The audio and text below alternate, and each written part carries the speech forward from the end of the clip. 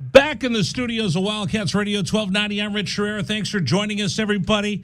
A monumental day. Bombshell report started with John Wilner of the San Jose Mercury News, confirmed by ESPN, LA Times, and broadcast and news organizations around the country. The breaking news: the University of Southern California, the University of California, Los Angeles will turn their back on their Pac-10 brethren and bolt for the Big Ten. We'll have reaction all day long. We'll take your telephone calls. I'm telling you, the phones are going to be ringing off the hook today, folks. The phones are going to be ringing off the hook today. If you want to get in on the program and you want to hear all the reaction that we're going to have today, if you want to be a part of the show, you better call early if you're going to get in, because I've got all kinds of guests that are going to react from Southern California, all across the country. Number for you to join us, 520-848-1290, 520-848-1290.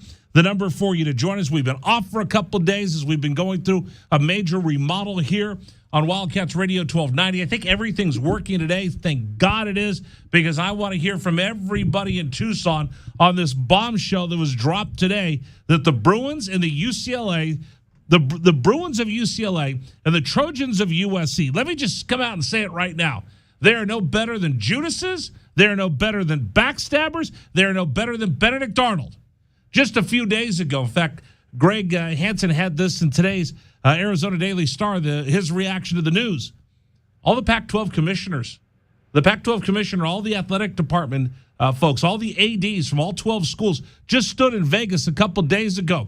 Our own Dave Hickey was standing next to the commissioner of the Pac-12. The two from USC, UCLA stood off to the side. That photo will be infamous, because it shows 10 members of this conference and the commissioner standing as one, and then two Benedict Arnolds standing off to the side of the stage. What could have been going through their mind when they're all standing there talking about, we're united, we're all as one, we're all ready to go? But instead, you turn out to be backstabbing weasels. All right, phone lines are open for you right now. Phone lines are ready to go. We'll take your telephone calls. Here's the number: 520-848-1290, 520-848-1290, the number for you to join us here on the program. Let's get to what's rattling around in my big old head, and then I want to go immediately to your calls, your reaction to this, folks. You just got punked, Tucson, by the Bruins and the USC Trojans. Let's get to the show. Warning. The following segment might trigger some listeners, and 1290 does not take responsibility for the following content. What the hell is going on? It's time for The List, as we explore the sick, twisted mind of our host, Rich Herrera. And that's when things got big. And the list of things he is thinking about in that huge size 8 Cro-Magnum head of his. Look at the size of that boy's head. That's like an orange on a toothpick. You're going to give the boy a complex. Well, that's a huge noggin. Has its own weather system. Folks, I was just sitting at my desk. I was thinking, okay, what are we going to do on the show? We've been gone for a couple days. 4th of July is coming up. Heck, I thought about taking the day off, to be honest with you. I thought about taking the day off, going, you know what, I'm just going to chill today. But I'm glad I didn't, because sitting there, I'm looking, Pelle Larsson's going to play with the Swedish national team. And, you know, Dalen Terry is now beloved in Chicago, and Christian Coloco. We got football around the corner, and then bang. On my Apple Watch, I see this crazy headline: UCLA, USC leaving the Pac-12. I'm like, what? So, again, because the smartwatch is smarter than me, I'm pushing all the buttons, trying to figure out where in the world this story is coming from. Is this a credible source, or is this some idiot just kind of stirring things up on Twitter? And I look, it's from Wilner. I'm like, oh, man, if it's from John Wilner, he's about as dialed in as you could be. He's a frequent guest on this program. And then I start looking, and I don't see any stories. I just see the tweet. Oh, man, that's a big tweet. And then all of a sudden, ESPN confirms, the LA Times confirms, and the news is out. UCLA, USC, according to the LA Times, are negotiating with the Pac-12 to leave by the 24 season. To leave the Conference of Champions. All right, I'll just say it right now. Bruins Trojans, you're Benedict Arnolds. You're backstabbing little weasels. You're Judas. You stood there with the rest of your Pac-12 brethren just a couple days ago and like, hey, listen, we're all one big family. Meanwhile, I'm planning on stabbing you in the back the second I get a chance. You know what? You guys are scumbags. You guys are scumbags. That you've been plotting and you've been planning this behind everybody's back. And you got caught today because John Wilner got a piece of it. Meanwhile, the Big Ten, their slimy commissioner, Kevin Warren, has been plotting and planning. See, folks, the Big Ten media rights are up before the Pac-12, so they're first in line to get their new media right deal. And their commissioner, Kevin Warren's been talking about, hey, I've got something really, really big up my sleeve. I'm sorry, Big Ten fans, Big Ten football, you stand for nothing anymore. You used to be about being those great Midwestern schools. Michigan, Ohio State, Indiana. You used to mean something. And now, you are nothing more. Can't even use the word I want to use on the radio. I'm so mad. You know, the Big Ten, let me ask you this. When you think of Big Ten, what do you think of? You think of the Ohio State-Michigan game. You think of going to Indiana where Bobby Knight used to have this monster basketball team. When you think Big Ten, you have to do a double take when they go, oh, yeah, the Big Ten. Wow, all those great schools, the Big Ten, like Rutgers and Maryland. You don't stand for anything anymore, Big Ten.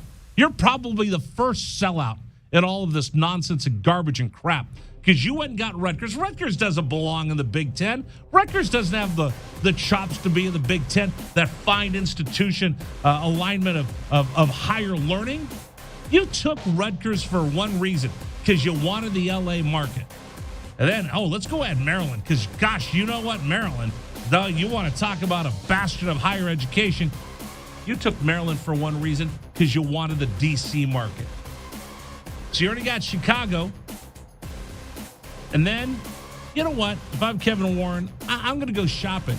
And let me see if I can add Los Angeles to my TV package that I have coming up this year. It is scummy.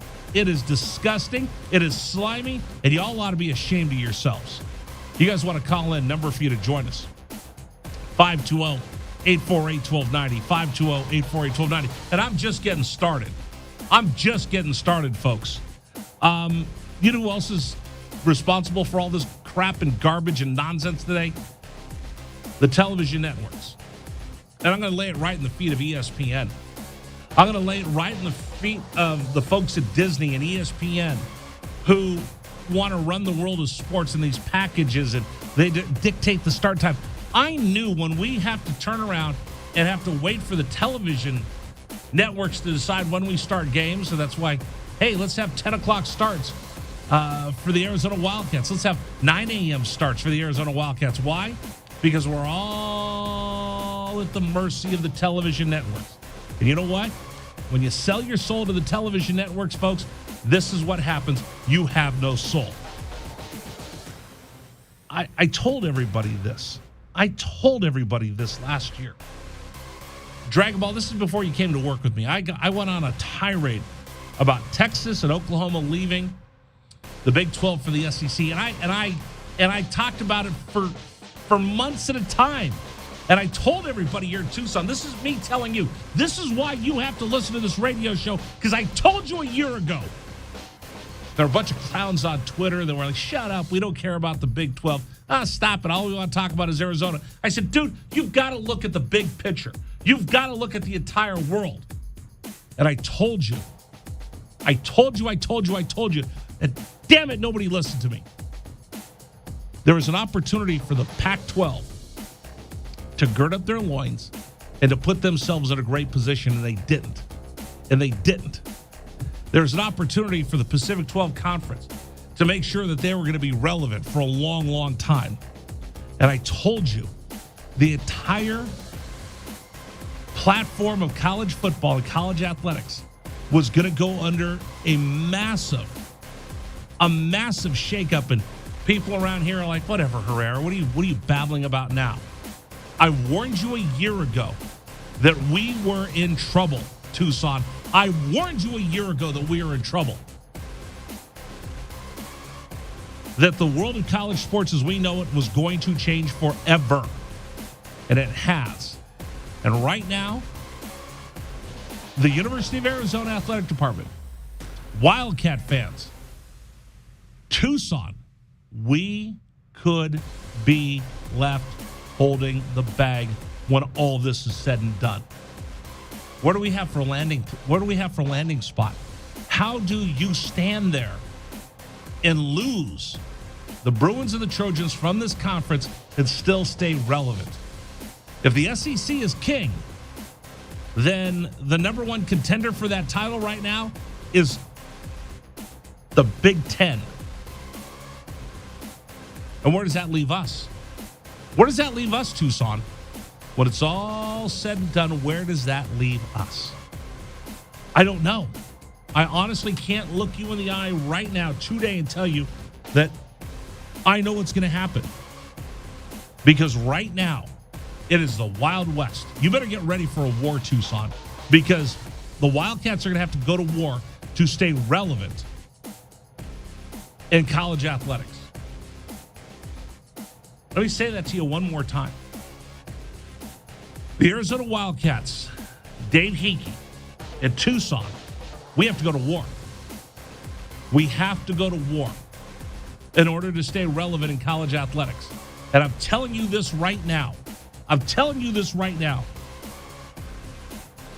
If we don't play our cards right and we don't show up, we could end up being left out in the cold and being no different than Colorado State, New Mexico. I'm going to just tell it to you like it is. The University of Arizona is in a Power 5 conference as we speak. But in order to stay in a Power 5 conference, in order to be relevant on the big national stage, Arizona's going to have to go to war. And they're either going to have to be the ones, the stalwarts, to defend the Pacific 12 Conference, the Conference of Champions that they've been a part of for almost 50 years, or they're going to be the first ones to jump ship because this thing's going down. A torpedo was just shot through the hull of the Pac-12. Now, you know what? Let me rephrase that. The Pac-12 was just sabotaged. How about that for a statement? And I'll stand by it. The Pacific 12 Conference, a conference of champions. The conference is made up by Washington State, Oregon State, Cal and Stanford, Utah, Colorado, Arizona State. We're all standing watch on the bridge of the Pac-12. And the Bruins and the Trojans went below deck and just put a hole in the side of the ship. And it's taking on water. They're no better than saboteurs because they just stabbed everyone else in this conference in the back. If you disagree, bring it. Here's the number. 520-848-1290, 520-848-1290. And to Martin Germain and Mike Bond, the athletic directors for UCLA and USC, this conference goes down the tubes. It goes right to your feet. Isn't it ironic the two newest members of this conference to take on athletic directors' roles are the ones that are going to stab it in the back? That's what's rattling around in my big old head today. All right. Coming up with the program, I've got a lot. And I'm going to get reaction. And you know what? I'm not pulling any punches today with you or anybody else. 520-848-1290, 520-848-1290. Tucson, I'm just going to give you a little bit of a preview of what you're in for over the next 2 years. You're going to have to fight to stay relevant. We're going to have to show up and be judged once again. We're going to have to bring it like nobody else. Otherwise, we'll be New Mexico. I'll just say it to you right now. Is the Pac-12's taking on water and it goes down in flames, You better be able to stand up on your own 2 feet and show why all of this is worth something. 520-848-1290. We have a challenge in front of us, Tucson. We've got a big challenge in front of us. Get on these phones. I want your reaction. Are you as upset as I am? Or is this going to be one of those, meh, I don't care? It's time to stand up and be counted. It's time to stand up and be counted, Tucson. Because you just got stabbed in the back by the athletic director at USC and UCLA. All right, I do have to ask this one question. Why? Whose fault is today? I'll tell you who it is coming up next. I'm Rich Rivera. Phone lines are open. 520-848-1290. This is Wildcats Radio 1290.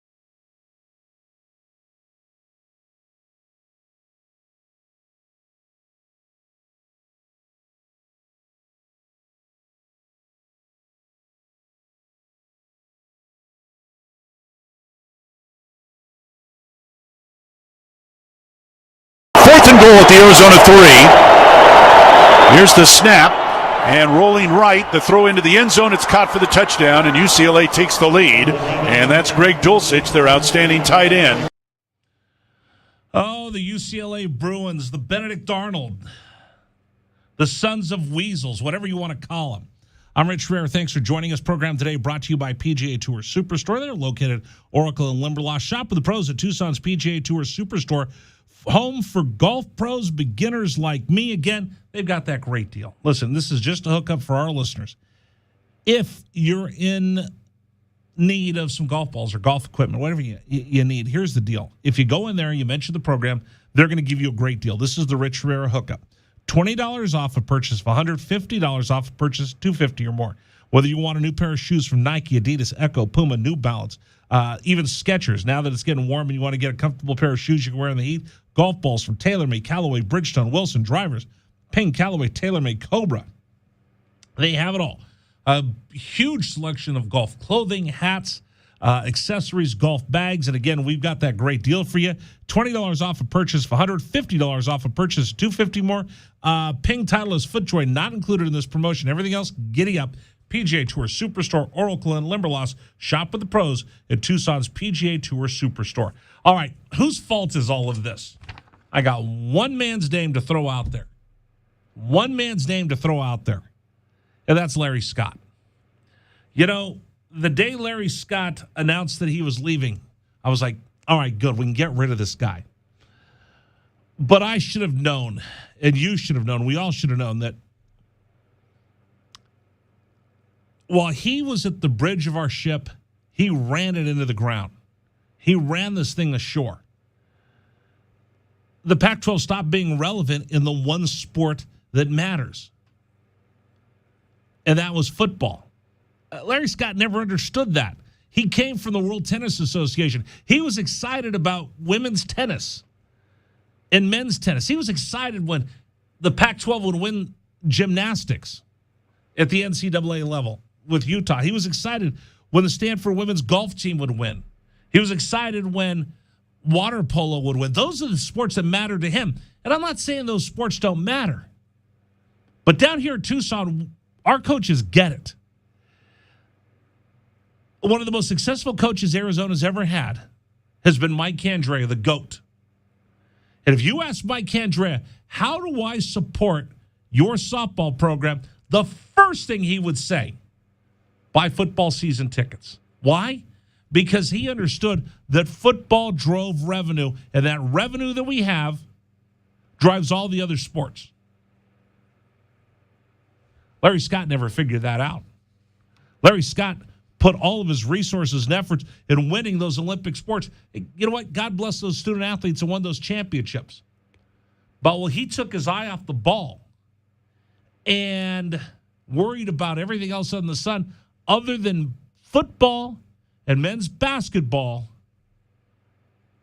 The Pac-12 became irrelevant when it comes to college football. Oregon, UCLA, nah. Southeastern Conference takes off and becomes a behemoth. And when it's all said and done, the legacy of Larry Scott is he just might have killed this conference with his poor leadership, lack of vision, and ego. His ego might have been big enough to kill this conference. I want your reactions. Number for you to join us, 520-848-1290, 520-848-1290. Folks, I'm telling you, you better get ready for a war because we've got one coming. And if you don't get excited, you don't get fired up, and you don't get ready to be out there for the Wildcats, who else is going to? Because right now, everybody else and their brother is going to look at us in Tucson and say, are they worthy of being in a conference, in a big power conference? Or do we let them go by the wayside? 520-848-1290. David, line one, welcome. I'm going to let Dragma, I'm going to let you do all the phones today because we have all this new equipment and I don't want fat finger or anything. David, welcome on line one. Bear down. You're on Wildcats Radio 1290. What's your reaction? Bear down, Rich. It's a sad day. If this is truly what's going down, this is a sad day in the Pac-12 or perhaps in the future the Pac-10 again. But you're absolutely right, and this is the first person that popped into my head when you asked right before commercial who's mainly at fault here. I was going to say absolutely Larry Scott. This guy had no vision for this conference whatsoever. Didn't care about the conference. He cared about his job and kind of his notoriety, but really could care less about the conference, could care less about the schools. He put this conference in a position that they could no longer be competitive.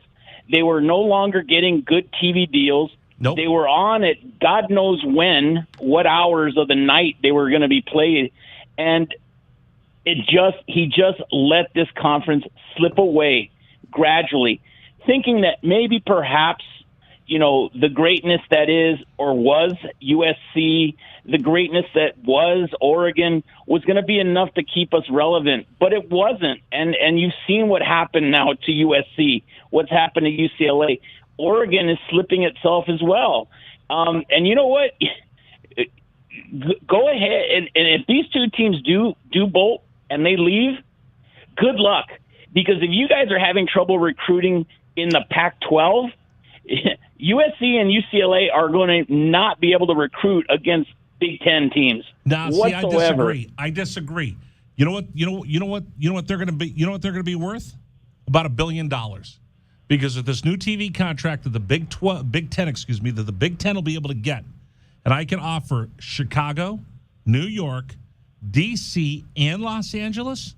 They'll have every resource in the world, and if they could just protect Southern California and not have to worry about other Pac-12 teams in their footprint, and they join this mega conference, it's a game changer.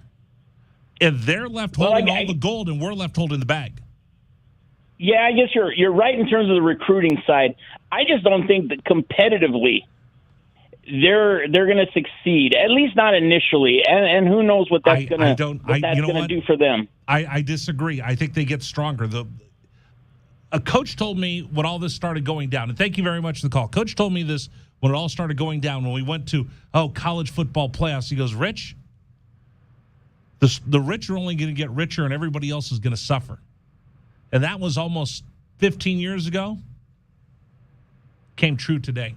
Coming up next, we're going to get more reaction. We're going to go out to Southern California. Really good friend of mine, Arash McCarsey, for the Mighty 1090, former LA Times sports writer, covers the Trojans, covers the Bruins. We'll get his reaction to the breaking news. UCLA, USC, Benedict Arnold turning their backs on the rest of the Pac-12. That's next here at 1290.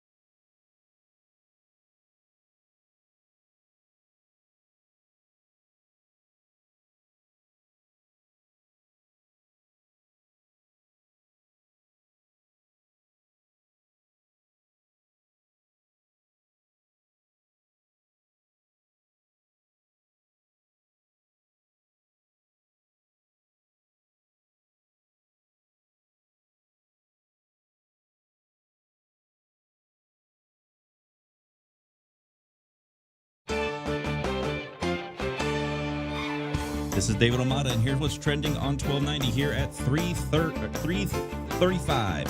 Arizona could be back in the running for five-star forward Mookie Cook after the former Arizona target officially decommitted from the Oregon Ducks. The NBA trade rumors are officially buzzing as Kevin Durant has reportedly put the Suns at his top of his destination list as he is now seeking an out from the Brooklyn Nets. Just before the NBA free agent period is about to open, Hornets forward Miles Bridges was arrested for reported domestic violence charge. Still waiting on more information on that. And after 3 days of discussion, the NFL and the Browns quarterback Deshaun Watson have officially concluded their disciplinary hearing, with the league reportedly adamant he receives an indefinite suspension. That's what's trending locally and nationally here on 1290. Still more to come on The Rich Herrera Show. This is Wildcats Radio 1290.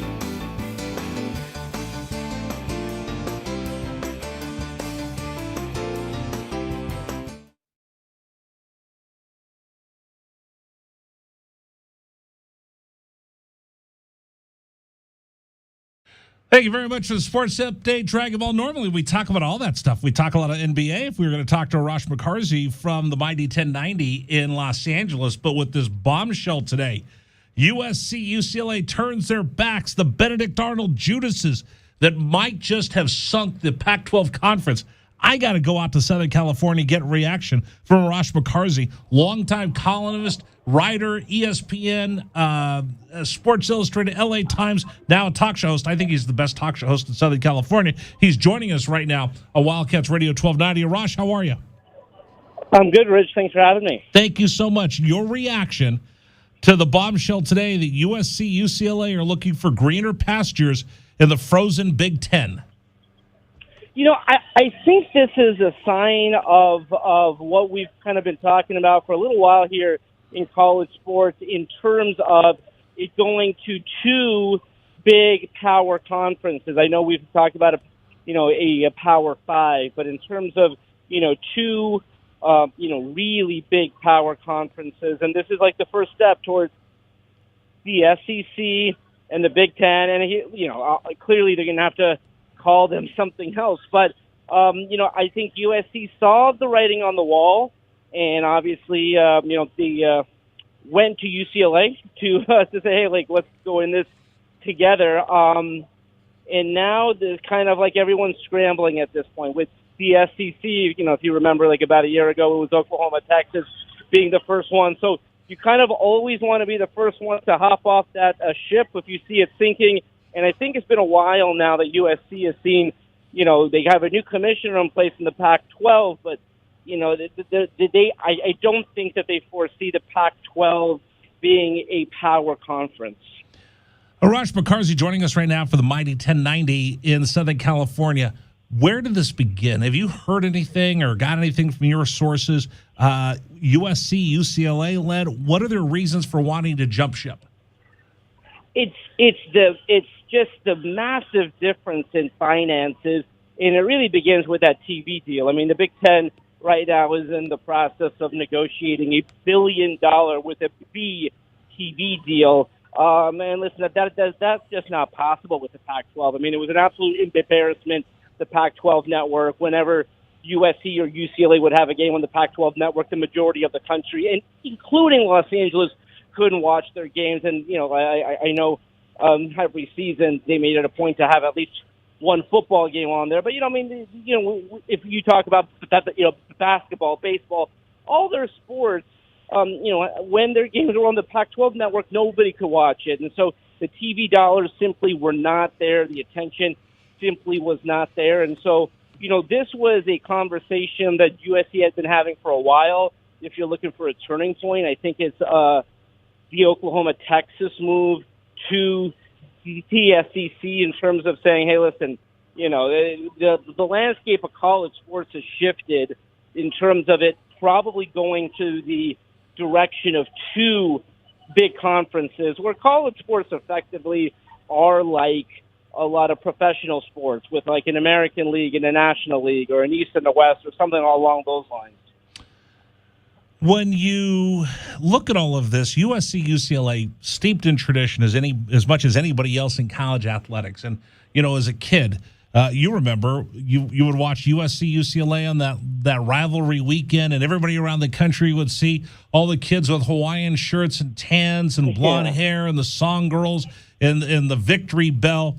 The tradition is so much a part of the Bruins and the Trojans persona. What's been the reaction from the USC and UCLA alum and faithful?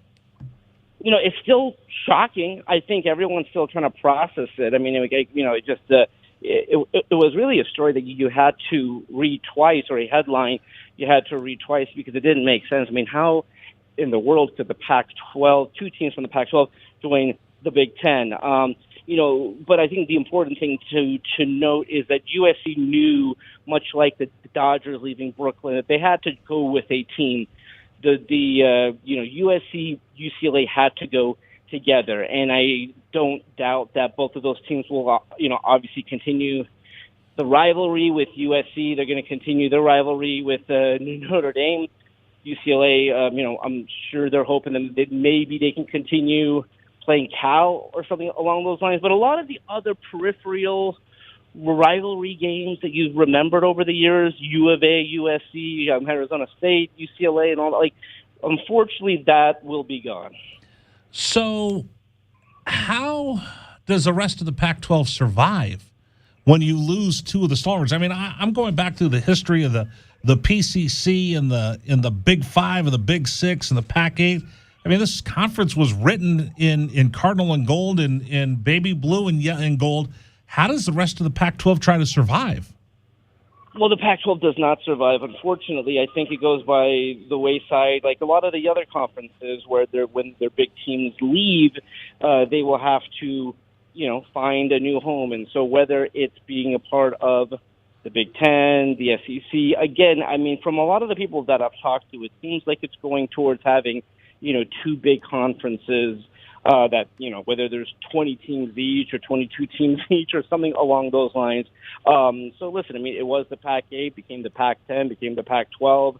There was a point in time, I mean, if you really want to go back to kind of when this idea for power conferences began, it was supposed to be the Pac-16. It was supposed to be Oklahoma and Texas joining the Pac-12.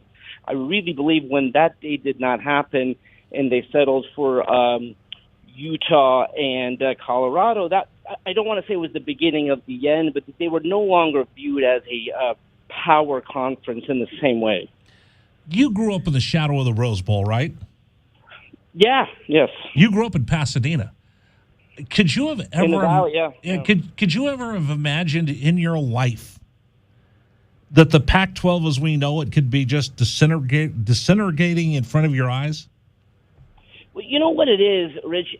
It's really the end of college sports as we knew it or know it. And I guess the only pushback that I would give is it's not the end of college sports. It's just different. I mean, you look at the way these athletes are getting paid. You look at the transfer portal. You look at, so many of the way things are done.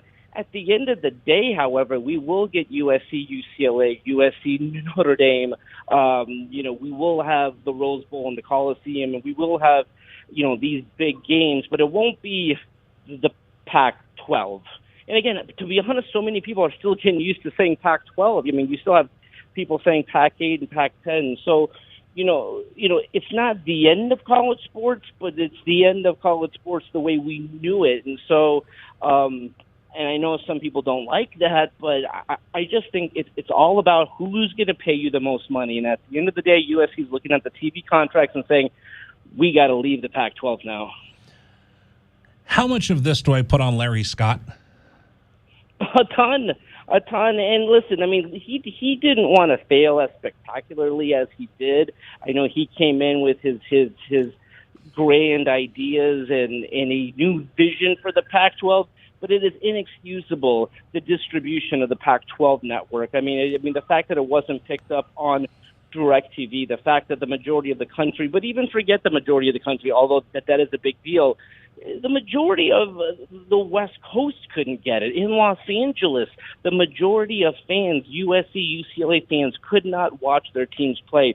So at the end of the day, that falls on him. I mean, I never liked to blame him when the teams did not perform. A lot of times he got blamed for not having a team in the college football playoff or not having a team in the Sweet 16 or the Final Four. At the end of the day, that's not him. That's not on him. But the distribution of the Pac-12 network, the media deals, the TV deals, the dollars that are connected to those deals, that's on him. One of my favorite wordsmiths anywhere, Arash McCarthy, joining us right now for the Mighty 1090. George Kliakoff. You've sat down with him, haven't you? Yeah. Yeah. I know you sat down with him because I've seen some of your work. I've sat down with him. I'm a big fan of George Kliakoff. Can he save this conference?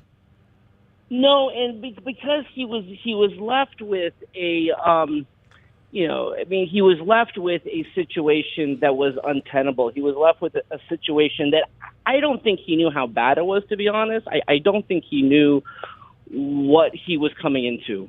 And now he's in a situation with the conference and really a college sports landscape that has changed.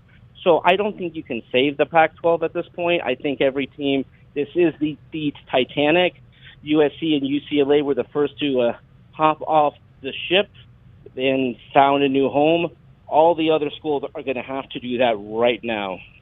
I'm hearing from a lot of folks as and again, I'll reach out to you, and we have all our people that we reach out to. That the Big Ten's not done. The Big Ten's going to announce their big new media contract on Memorial Day. They might not be done. I don't think they are done.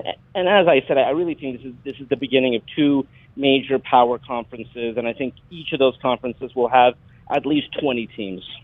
Who else do you think is ready to jump ship right now? If you were going to handicap the Pac-12, is it the Arizona schools? Is it the Bay Area schools? Is it the Oregon schools? And who do you think might get left out? Because now it's about how much TV money you can bring in. Yeah, I mean, I probably feel bad for Utah and Colorado, to be honest with you. I think if you're Stanford and Cal, you're in a good spot. You're in, California, Silicon Valley, San Francisco. But no, listen, if you're an athletic director, I mean, you're on the phone and you are trying to, get on a life ship right now and trying to find a lifeline to continue because at the end of the day, you want a piece of that big TV contract. Wow. I mean, I'm dumbfounded right now because, again, you and we grew up Pac-12 guys, and I never would have thought. Yesterday, I wouldn't have thought that this conference could just go by the wayside, but you go back to that 2010 deal when they could have made it something bigger. And Arash, I said this. We talked about it last year when Texas made the bolt. Hey, Pac-12, you better be able to be prepared to live within this new realm of what we see going. And if you don't, you're going to go by the wayside. And people laughed at me, you're crazy. The Pac-12 will never be able to be taken down like this. And then within the last 6 hours, this whole thing that we've known our entire lives is just kaput. Exactly. But I think the important thing that I will stress is that the teams are not gone. The stadiums are not gone. The traditions, the conference is gone. But as we knew it, the NCAA conferences, I mean, that they're all going to go by the wayside. And I can speak. I'm pretty confident in saying that there's no Pac-12 fans. There's U of A fans. There's ASU fans, USC fans, UCLA fans. Those teams aren't going to go anywhere. How we view college sports, how we consume it has changed. How the players pick their schools and get compensated has changed. But at the end of the day, the games will be the same. Wow. See, that's why I wanted to talk to Arash McCarthy joining us right now. You just hit the nail right in the head, Arash. And we've talked about this. So I grew up a Pac-12 guy, Pac-10 guy. But then I spent all my years down in Tampa, Florida, living down in the South, in the middle of Southeastern Conference country and ACC country. They're Southeastern Conference fans. They're ACC fans. When I came home back to the Pac-12, when I was living in San Diego and then living here in Tucson, we're not Pac-12 fans. I try to raise the banner and wave the banner of the Pac-12 all the time. But I look like I can't even get a Pac-12 hat. I can't get a Pac-12 banner to hang up in our studios. Why is it we're not Pac-12 fans out here? Well, I mean, it's a conference, and again, that conference has changed names over the years, whether it's the Pac-8, Pac-10, Pac-12, and so there's no love for the conference. There's no love for the American League or the National League. I mean, maybe if there's like an all-star game, maybe during college football bowl season, you're hoping teams in your conference do well. But I mean, generally speaking, you're not a hardcore fan of your conference or your division. You're a fan of your team. So at the end of the day, the teams are still there. If your team relocates and they have to find new, teams to face, but the U of A, ASU, that rivalry will remain. I do think those are package deals, whether it's U of A and ASU, USC, UCLA. Those are package deals. Yeah, and you're 100% right, because Tucson is going to need Phoenix. As much as the two towns don't like each other, Tucson's going to need Phoenix to help carry them to convince somebody, hey, listen, you want to take the two of them because you get the Phoenix TV market. Exactly. So you need to combine the TV market, whether it's Northern California, Southern California, Los Angeles. I mean, that will stay. Wow. Anything I missed? Anything you talked about on your show today that you brought up with all this? No, I mean, just a shocking turn of events. I don't think anyone saw this coming. I know it's been a conversation that they've been having for quite some time, but I think, and this is all happening so fast, where we're probably going to get a press conference tomorrow, and the wheels are beginning to turn here. Wow. Hey, my friend, it's always a pleasure whenever I get a chance to talk to you. You know how much I think. Oh, yeah, you know how much I respect you. I appreciate you taking time and joining me on the radio today. My pleasure. Thanks so much for having me. All right, take care now. I'll talk to you soon. Thanks. All right, thanks. Arash Bakarzi joining us here from the Mighty 1090. He was, if you remember, Arash was a big-time columnist at the LA Times, Sports Illustrated, ESPN. He's one of my favorite writers. Boy, I just feel even worse now after talking to him.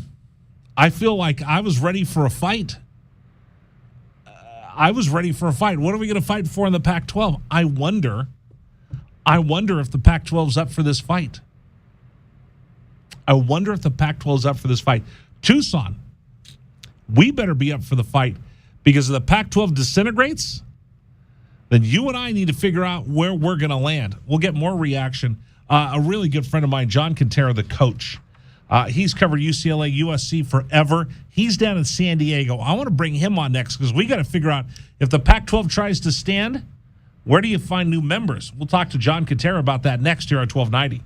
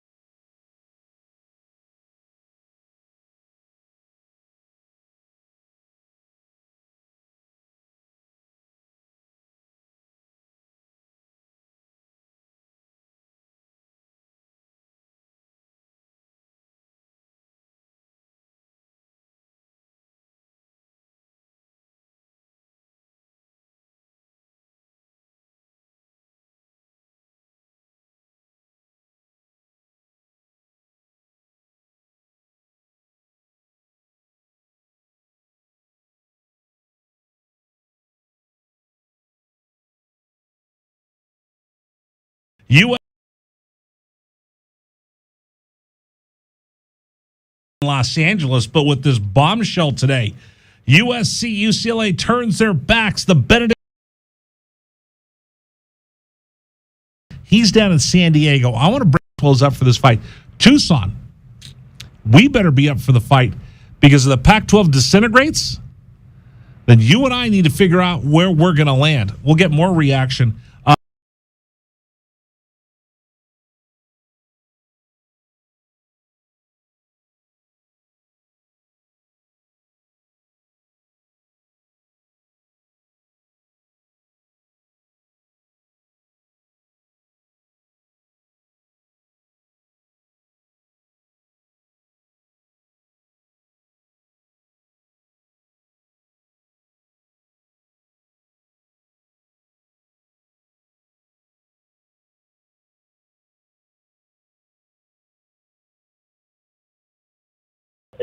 That are connected.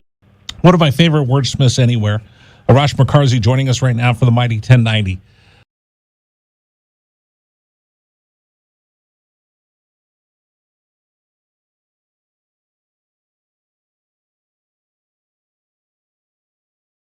Arash Bakarzi joining us right now for the Mighty 1090 in Southern California. Where did this begin? Have you heard anything or got anything from your sources? USC, UCLA led. What are their reasons for wanting to jump ship? Pac-12 network, the majority of the country, and including Los Angeles, couldn't watch their games. And, I know every season they made it a point to have at least one football game on there. But, if you talk about, basketball, baseball, all their sports, when their games were on the Pac-12 network, nobody could watch it. And so the TV dollars simply were not there. The attention simply was not there. And so, this was a conversation that USC had been having for a while. If you're looking for a turning point, I think it's... Where did this begin?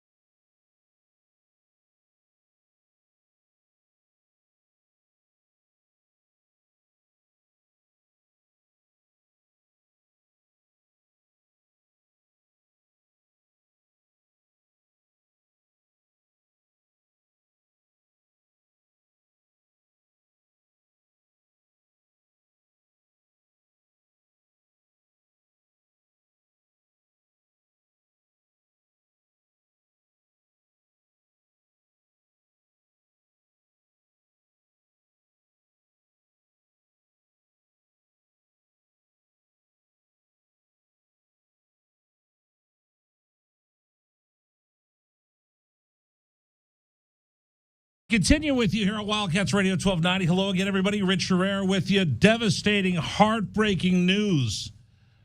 The Pac-12 sabotage from within. USC, UCLA announcing they're bailing on. Now, let me make sure I got this right. Reports early for John Wilner, now confirmed by everybody else, and now we're seeing even more reports this thing could be done by tomorrow. Leaving the Pac-12, heading to the Big Ten, a la Oklahoma, Texas, who turned their back on their conference to join the SEC. Let's get more reaction. Someone that I trust a lot. I respect his opinion. He's been covering UCLA, USC for he's longer than I've been doing radio. The coach, John Quintera, knows everything there is to know about football in Southern California. Is from the fan in San Diego, joining us right now on Wildcats Radio 1290. Coach, of all the times I'd have you on the radio, I never once thought I'd be talking to you about UCLA, USC turning their backs on the Pac-12.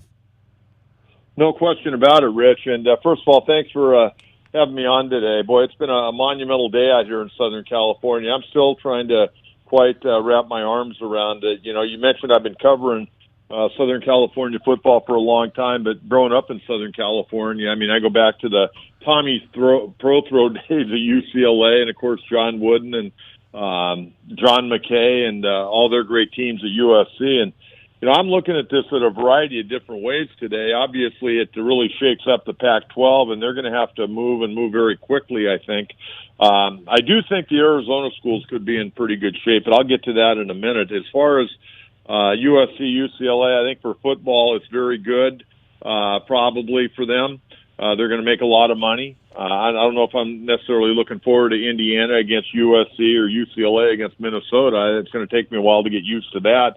I'm going to tell you something. I'm sure this is well thought of by the athletic directors and the administration of both universities, but I got to tell you, from a kid growing up here in Southern California, and, you know, I think when you grow up in Southern California, you know, you hear about UCLA and USC, and, you know, that's kind of the linchpin. Everybody wants to go and play for those universities. Well, I'm going to tell you, you know, in football, maybe, and I'll be honest with you, in some of the other sports, I don't know if I'd want to be a volleyball player, a baseball player, a softball player, or one of the other Olympic sports. I don't know how many trips I could handle going to the East Coast and Midwest every year to compete. John Quintera, the coach, joining us right now on Wildcats Radio 1290. Let's talk backfill for just a moment. As you were talking about, if the Pac-12 is to survive, and the more and more folks I talk to and the more I'm looking, the more and more I don't know if this is possible. But if the Pac-12 were to survive, what scenarios could you see? Because I'm a big fan of George Kliavkoff. I think he's done a tremendous job in his year. I think he's inherited the biggest mess anybody could ever have imagined that you would take on from Larry Scott, who just absolutely could be the guy who ran this thing into an iceberg. But if we were to go find some schools to join this conference, where do you backfill to try to come up with schools that might be able to help stop the hemorrhaging from losing the Bruins and the Trojans? Well, I think, number one, you got to start with the two top teams in the Mountain West Conference. I mean, obviously, you know about San Diego State. They've been, ever since I was a young boy, they've been wanting to get in the Pac-8, then the Pac-10, now the Pac-12, and Boise State. I think, you know, I mean, USC, UCLA leaving, you have nobody in Southern California. And you'd be going down to, you know, San Diego, you know, we call it America's finest city, as you well know. I think that could be an option. I think Boise State definitely an option. After that, you know, I really don't know. You know, I do want to mention Arizona State. You know, I'm sure they can stay where they're at right now. But I'll tell you what, Rich, I think the Big 12 would be more than happy to take Arizona State. And I don't think that would be a bad thing for the Sun Devils or the Wildcats. Why is that? Well, I think it's a good media market, Arizona. They got a lot of great sports over there in a lot of ways. That part of the country, man, there are a lot of great sporting events. I think kids are familiar with Tucson. I know kids over here in San Diego, they love going to the University of Arizona. That's always been kind of a hot spot for kids from San Diego. I don't know if it's to get away from their parents or go play on some of their great athletic teams over there. And I do think there's some things, really popping at the University of Arizona. Arizona State, on the other hand, they're kind of we keep hearing about them being a sleeping giant. Well, I think this is going to be a very interesting year, what goes on with their football program, because there's a lot of things circling that football program right now. But I do think the Big 12, I think it'd be interested, and I think Arizona State would probably be interested. It'd be a good conference. I think it would match up fairly well with some of the other programs in that conference, and I think it'd give them a lot more notoriety. I mean, Rich, the other thing, and we haven't even touched on this, I know you probably talked about it on your program today already. I mean, right now, SC, UCLA, it sounds like they're good as gone, but we're also hearing out here that Washington and Oregon aren't far behind. No, I mean, if you can't stem the tide, as much as I love the commissioner and I think he's really good, I don't know how you stop the hemorrhaging. So if Washington and Oregon want to bail, then the conference is dead. Then the conference is dead. I did want to ask you this: Southern California recruiting. Jed Fish, and I've been begging him, go down to the Trinity League, go get as much Trinity League players as you can, go into San Diego, go back into Helix, go to St. Augustine, go to Cathedral Catholic, go to all those traditional schools down there, go to Carlsbad, go, of course, to Torrey Pines, and go find players to bring out to Tucson. With UCLA, USC, if it indeed comes true when they go to the Big Ten, how do you think that affects Southern California recruiting? Because I know the Bruins and the Trojans were tired of everyone else coming in there and shopping in their grocery store. I don't know how much it's going to affect the football program, because I think a lot of football players, they want to play on national TV. They want to play in prime time. They don't want to play on the Pac-12 after dark game and play till 11 or 11:30, okay? And that's going to change. I mean, a lot of this is going to change what time these games are going to be played, I think. As far as football recruiting, I don't think it's going to really hurt all that much, because I think the kids, they know they're going to be on big-time TV. I heard each school, initially I heard today, the USC, UCLA would get about $100 million for making this move per year, not just, for a one-time finder's fee type of thing, but also think about all the flights. I mean, we're talking about a lot of flights for all the other sports, Rich. Right. And, again, if I'm a baseball player, I don't know how they'd work it out. I mean, I can't be on a plane every other Wednesday going back to the East Coast or the Midwest to play a 3-game or 4-game series. That's ludicrous, okay? But as far as football, I don't think it's really gonna be a big problem, because these players are going to look like, hey, we're in the NFL, and a lot of these guys are going to be making money on name, image, and likeness. I mean, they're going to be businessmen. It's not going to affect football recruiting, I don't think, at all. In fact, I think it may enhance recruiting, because you're going to be able to say, hey, we're going to be playing against Penn State, we're going to be playing against Ohio State, we're going to be playing against Michigan. I see it as a big boom for football, but man, I'll tell you what, if I was a kid coming out and I was offered SC, UCLA, and I was offered by some of the other schools, of course I'm a West Coast guy, I'd have to take a good hard look at it, because in not the lesser sports, but the Olympic type sports and some of the other sports that are offered, I just don't think I personally could handle that. Not only handle the flights back and forth, but playing at a high level, but I also want to get some decent grades too. And that's the one thing, Rich, with name, image, and likeness and all this stuff, nobody ever talks about education anymore. No, and you know what? Here's the deal. I think the unforeseen consequence of this, Coach, is that and there's so many people that want to have this breakaway, we should just have football on its own.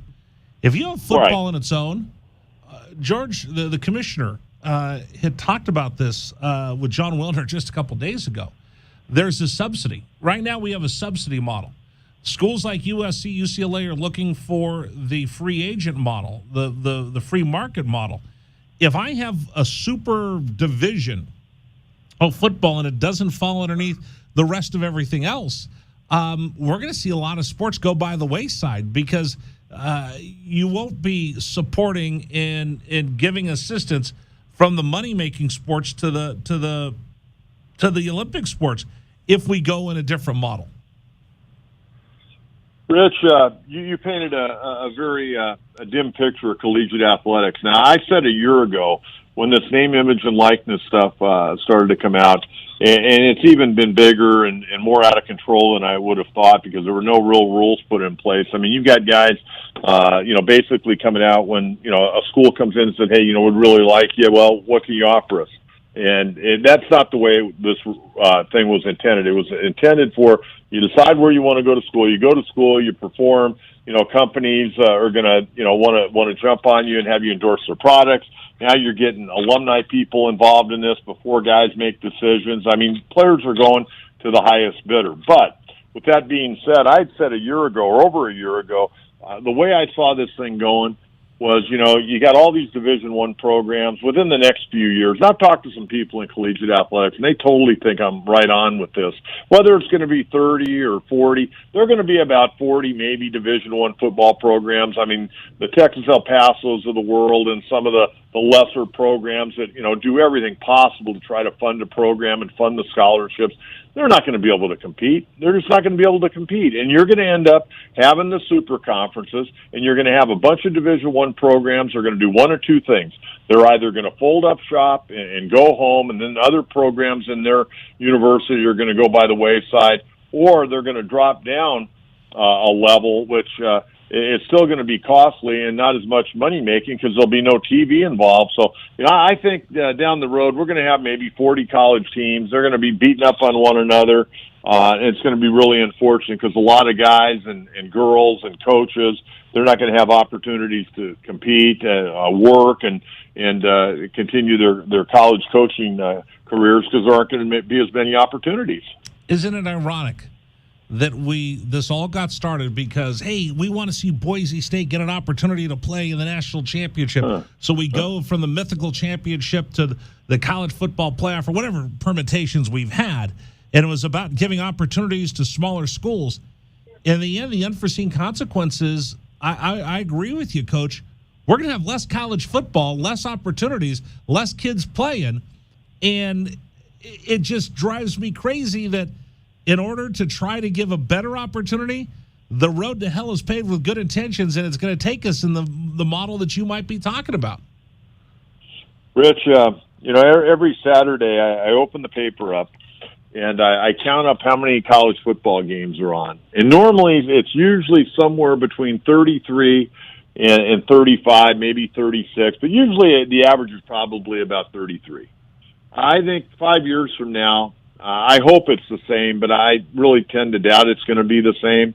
I love college football from the first ball kicked off on Saturday morning until the last second goes off that clock, whether it's at Sun Devil Stadium or over in Tucson or at the Rose Bowl. Man, I love college football, and it's going to be really sad to see a lot of these great rivalries go by the wayside, but just kind of where we're at right now. And I just hope that the other sports, a lot of the great athletes that, put their heart and soul into these other sports, I hope they're not affected because I do see a real trickle-down effect from what's going to go on with Division I college football here the next 4 or 5 years, and unless they can really reel this thing in and get it under control, because right now it's a rudderless ship. The Coach John Quintero has been our guest here on Wildcats Radio 1290. Coach, I appreciate you coming on with me and giving me some words of wisdom on a day that, I'm telling you, my head's just spinning right now.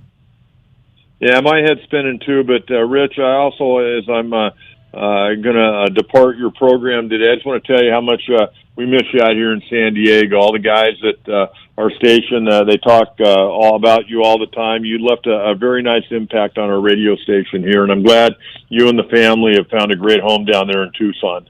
We love it down here, Coach. I look out in my backyard. I got a beautiful pool, a couple palm trees. I got the desert and mountainscape behind me. And by the way, I will tell you this. Rigney's home. My son passed all his classes, so he's doing great at school, and he leaves to go out to sea on the 11th, and he'll be gone for 4 months out to sea, so we're really happy. Well, I'm very happy for him. He's a good, hard-working kid, good-looking kid, by the way, in his uniform. I've seen a few of the pictures on Facebook, and I didn't realize, how much talent that young man had, but obviously the apple didn't fall far from the tree with you and your wife. You guys are great people. Thank you so much, Coach. I'll talk to you soon. Be well, Rich. Thanks for the time. Take care. John Quintero, the coach, joining us from the Fan in San Diego. Man, my head is spinning. I feel like I just got punched in the gut. I feel like I just got punched in the gut. I want to get your reaction, Tucson. 520-848-1290. 520-848-1290 is the number for you to join us. I got more guests coming on, so if you want to react, now's your time. Is the Pac-12 dead? Done? Tucson, we got to get ready for a war. That's next year on 1290.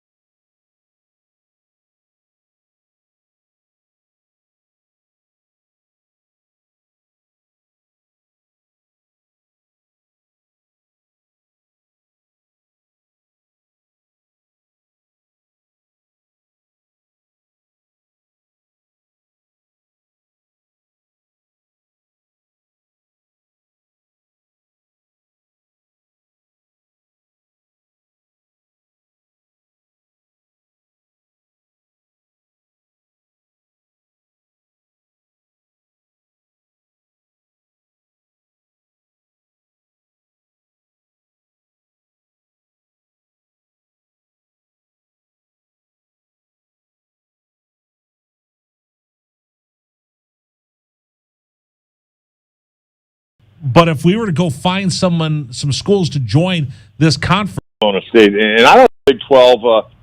LA. It sounds like they're good as Washington and Oregon aren't far behind. no, I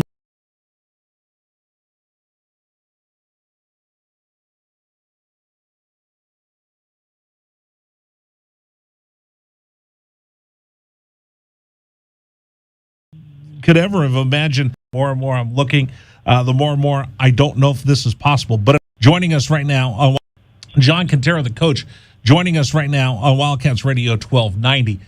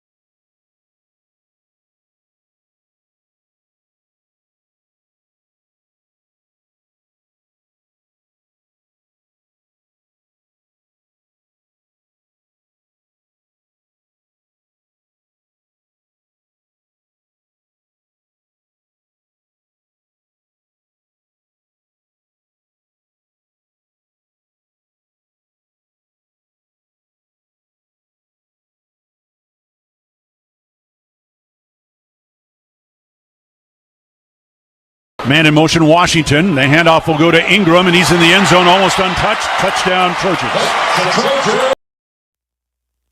Oh, something we probably won't be hearing. Hello, everybody. You got me there, Dragon Ball? Dragon Ball, do you got me? I think we're having a little technical difficulty. Dragon Ball, do you have me? Nope. Go back to commercial break then.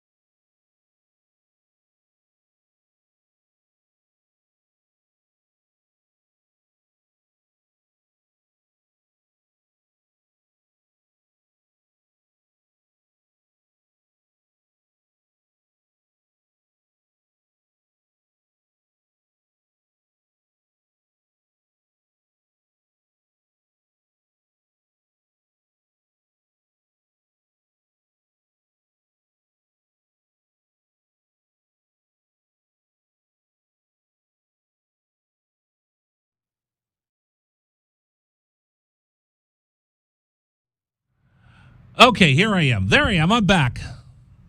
I'm sorry. We've done major remodels here in the studio, and I leaned on something I wasn't supposed to, so I apologize. I didn't know I'm not supposed to touch that. It doesn't have a big red button that says, Rich, don't touch. Oh, it does. Okay, sorry. Anyway, thanks for joining us, everybody. I'm Rich Herrera. Everything works now, right? Are we good to go? Yes, everything. Does everything in the studio work right now? As far as I can tell right now, we are working. That is the important thing. Can you hear that? Go for it again. I'm pushing new buttons. Can you hear that? Why'd you press that button? Stop that. I don't want to hear that noise. Yeah, why'd you press that button? Because I've got these two clowns on my mind. Oh, not these ones.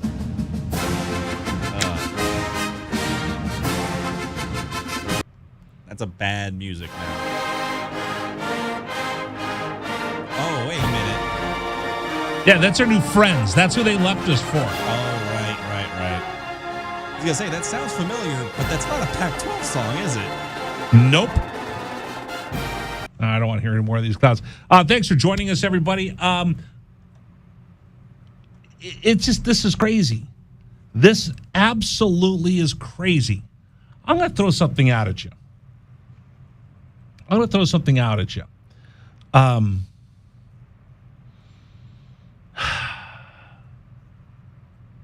Arizona's going to be in a fight. Arizona's going to be in a big fist fight. I'm going to tell you that right now. I mean, if you're watching on our stream, here's the headline. Pac-12. UCLA. Oops, sorry. It's the LA Times, and I'm not subscribing, so there's a big ad that just jumped up. Headline in the Los Angeles Times, USC, UCLA are leaving Pac-12 for Big Ten in negotiations, and I've seen that it could happen as early as in a couple days. And if that happens, how does the Pac-12 survive? I'll throw open the phone lines for you. Hello? All right, we're ready to take your telephone calls. 520-848-1290. Reaction 520-848-1290. Can the Pac-12 survive? Can the Pac-12 survive without USC, UCLA? And I'm a Pac-12 guy. I'm ready to go to war to save this conference, but have the saboteurs just completely decimated their Pac-12 brethren? Today's program, by the way, is brought to you by Trajan Wealth, 321-4100, 321-4100, or go to TrajanWealth.com, TRAJANWealth.com. You know what? Just like this whole Pac-12 thing, you worked hard, you put your money aside, you were ready to go, ready to retire, and all of a sudden, bam, the market changes, inflation, whatever, recession that might be coming. You better be prepared. You better have somebody you can work with. Just like the rest of the Pac-12 thought, hey, listen, we're going to go along and we'll all be friends. And then something changes. And folks, we've talked about this since the COVID disruption. Things will never just kind of go away. They've always been. Do you have somebody that's ready to help you work through what's going to happen with interest rates and everything else that's going on in the economy? If you don't, here's what you need to do. You need to call Trajan Wealth, 321-4100, 321-4100, or go to TrajanWealth.com, TRAJANWealth.com. Advisory services offered through Trajan Wealth, LLC, an SEC-registered investment advisor. All right, I'm giving you a reaction from Tucson, Arizona. I want to get a reaction from around the Pac-12. Let's run out to our guest hotline. Joining us right now, Steve Tannen, 95.3 The Score in Eugene, Oregon, where he covers the Oregon Ducks. He's the host of Crunch Time. It's Sports Talk every afternoon on The Score. We get lucky. He's off today. He got the day off today. It's right before the 4th of July, and this is the last thing he thought he'd be doing is coming on here talking about about the demise of the Pac-12. But he's been kind enough to join us while he's out on vacation to get reaction from other schools around our conference. Steve, thank you so much for joining us. I appreciate it. Yeah, my impeccable timing strikes once again. A day you figure, not so much to talk about. The NBA playoffs are over. I take off, and all of a sudden we get a Pac-12 bombshell like this. But it's good to be on. How you guys doing? We're good down here. All right, give me your initial thoughts. Give me the reaction, and give me what people are saying up in Eugene. Well, sometimes you have to appreciate the simplicity of it all, because you hear a lot of excuses, and why would they do this, and why would guys leave the PGA for the Live Tour, why would guy go from one team to another, and it's just so simple. It is so all about the money, and when you look at it, I just happened to be reading in USA Today that the Pac-12 had the lowest payout among the Power 5 conferences. First of all, partly because of COVID, but the checks each school got from media rights dropped to about $20 million in 2021 from about $34 million in 2020. And a guy who writes for CBS Sports, Ben Kirchhoff, said the next Big Ten media rights deal, schools could be getting $80-90 million a year, and it'll be effective about 2024. So I think that's pretty much why USC and UCLA are leaving. Do you think the Pac-12 survives? I don't know how it does in this form. I mean, certainly if you're Oregon and some of the schools who have a reputation for, being a national brand and generating, X amount of dollars income for the athletic department, are not going to be looking to stick around. And, I remember when Texas nearly joined the then Pac-10, and we were going to have these 4 16-team super conferences. I think we might be heading in that direction. I mean, there's already a little bit of a buzz about Oregon, maybe with a partner, Utah or Washington, petitioning to maybe move to the SEC. Wow. Whoa. I mean, that's not even a regional footprint anymore. I mean, you can't even call yourself the SEC. There's nothing southeast about wanting to take on the team from Eugene. Yeah, well, you also, when you think about the Big Ten, you have Rutgers and UCLA and USC. I mean, 3,000 miles. And, I think the most proximate Big Ten school to Los Angeles is Nebraska, which is, I think, 1,500 miles away.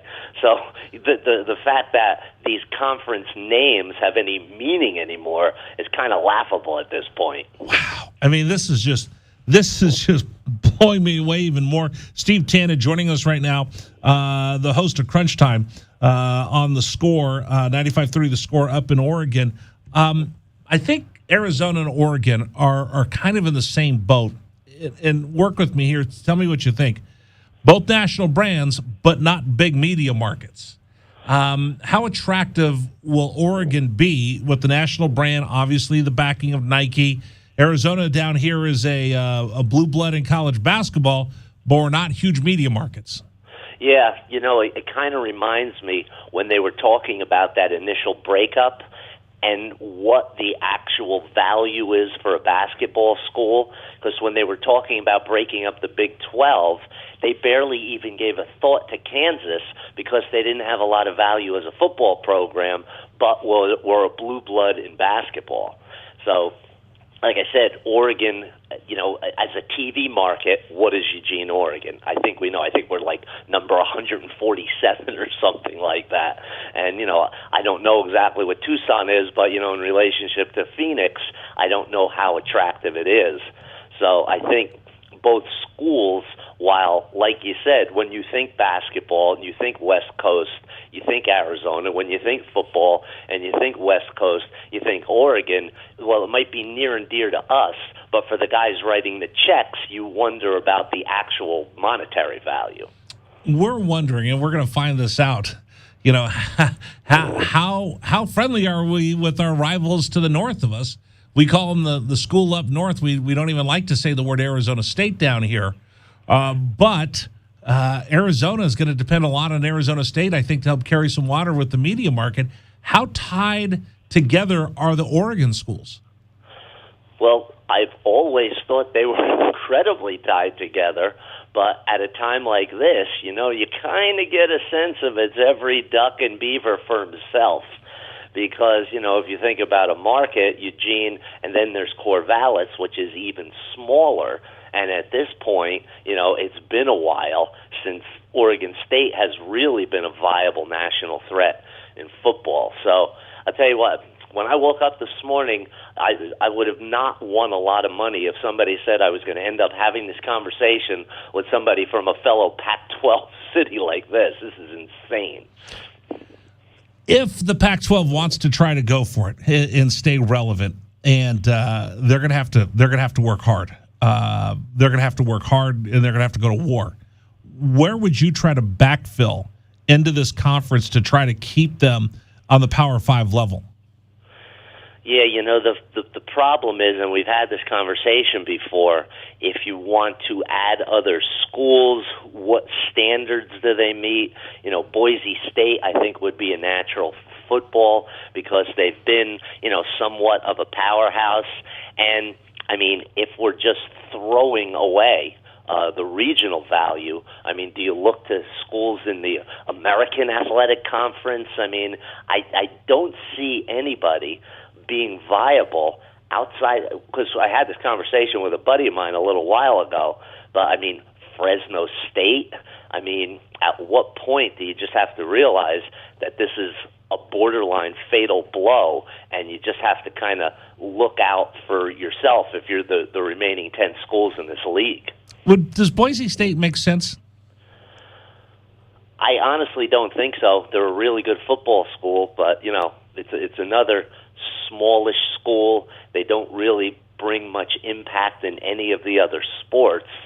And I don't know, you talk about maybe Air Force, but like I said, the options are limited. I actually found myself bringing up all of the college football standings and going through each league and saying, well, that doesn't make any sense. Well, that doesn't make any sense.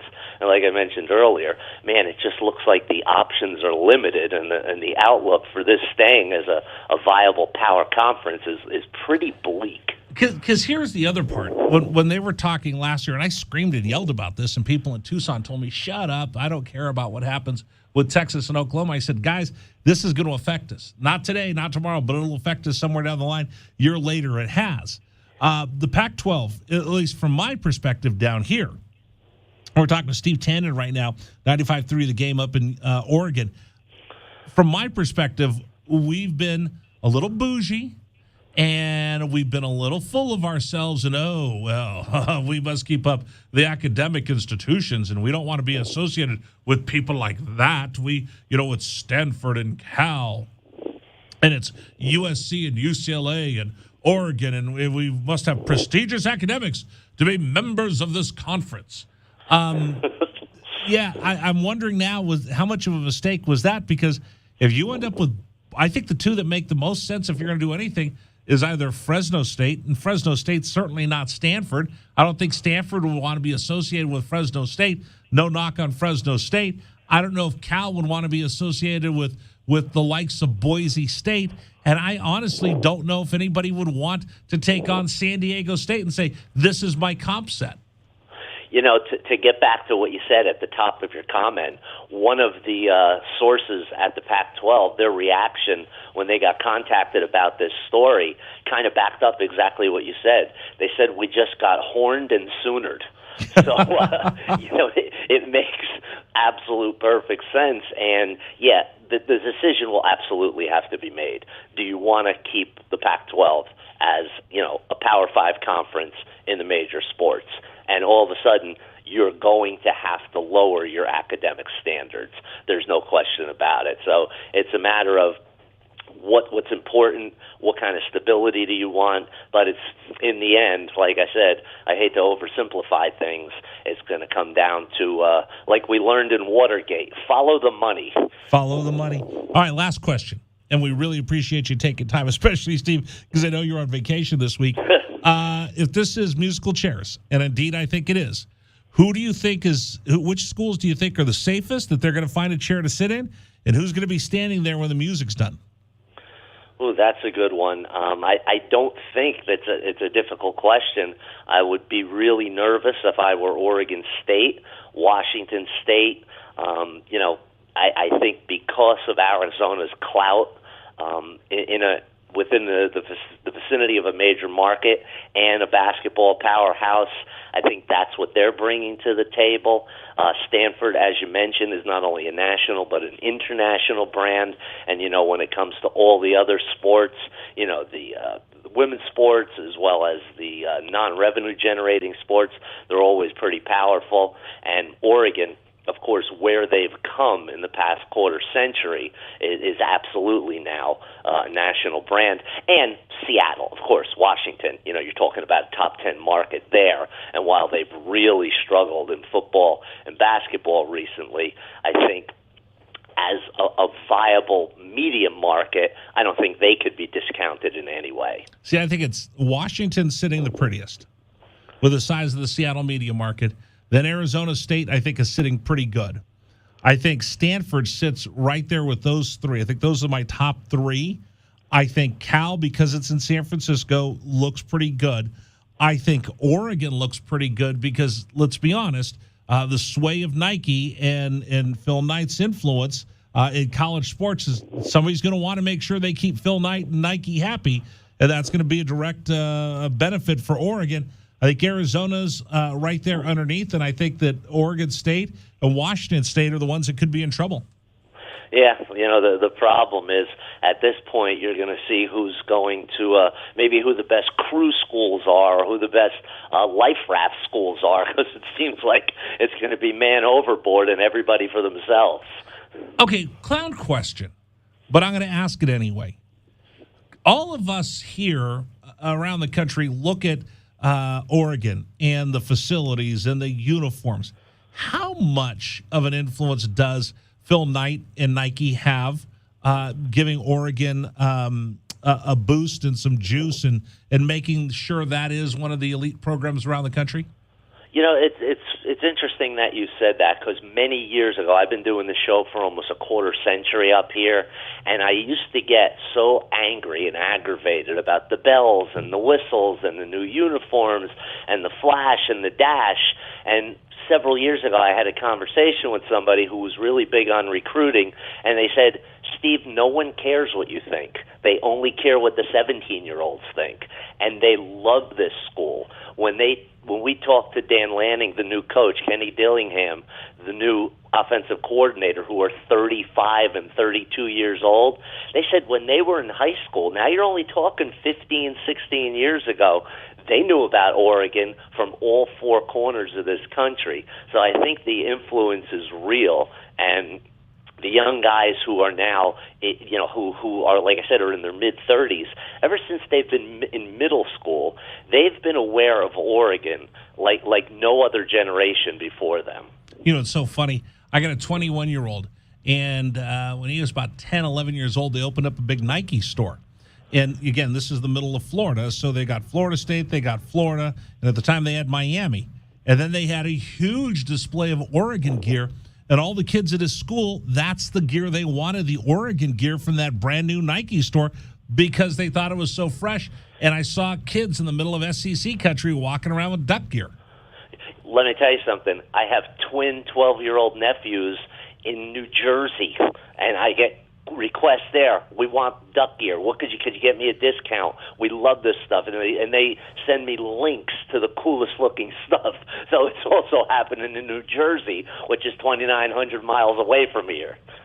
Crazy. Hey, Steve, thank you so much for joining us. I apologize about getting in the way of your vacation, but I appreciate you coming on, and let's catch up as this story unfolds. Hey, I do this for a living. Every day's a vacation. I'm happy to help out. All right. Thank you so much, buddy. I'll talk to you soon. All right. Take it easy. All right. Take care. Steve Tanner joining us from 95.3 The Score in Eugene, Oregon. By the way, I've been ranting and raving and carrying on. I didn't even say hi to Dragon Ball, our producer who does such a great job now that we're back to work. Dragon Ball.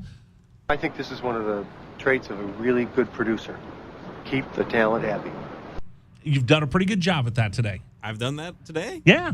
I'm shocked. I kind of figured that was kind of falling behind here. No, because this has been crazy. Because you have all new toys in there to play with, right? Yes, this is still getting used to the new board. Still kind of, it's very, very bizarre that everything is kind of in a almost like a conveyor belt now, rather than everything just in one singular location. In regards to all my screens, the board's all fancy, but I'm sure people don't mind or don't really care to hear about the technology that we've increased.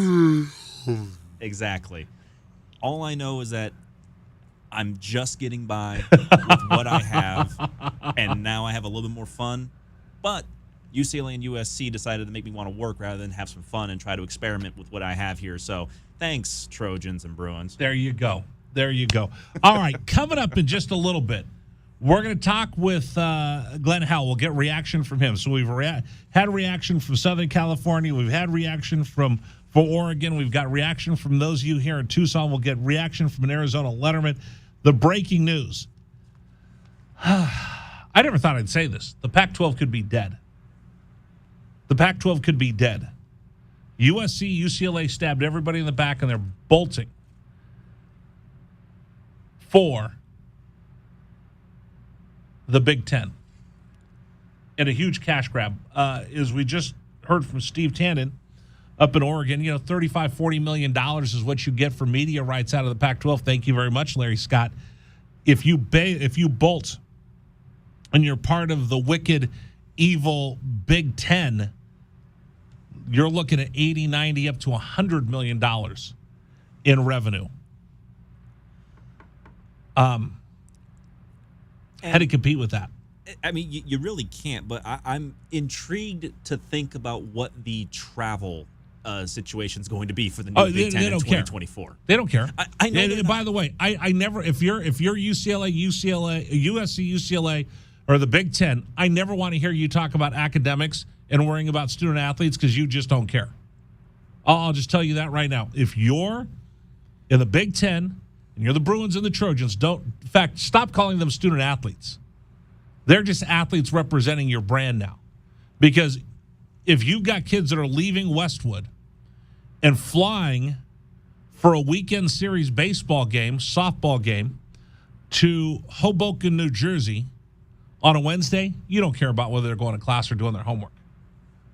I'll just be honest. You just don't care. You don't. They're not student athletes anymore. And the thing is, Dragon Ball, I've argued this point forever. And I talked to a lot of student athletes. They go, we're all the money I'm going to throw this out just like I threw it out a year ago. I want you to think about this.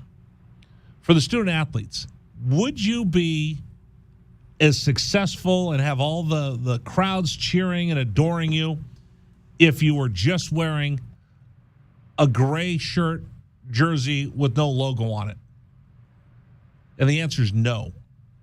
Part of the magic of college sports is we root for the school, we root for the alma mater, we become fans of a school, and we become fans of yours.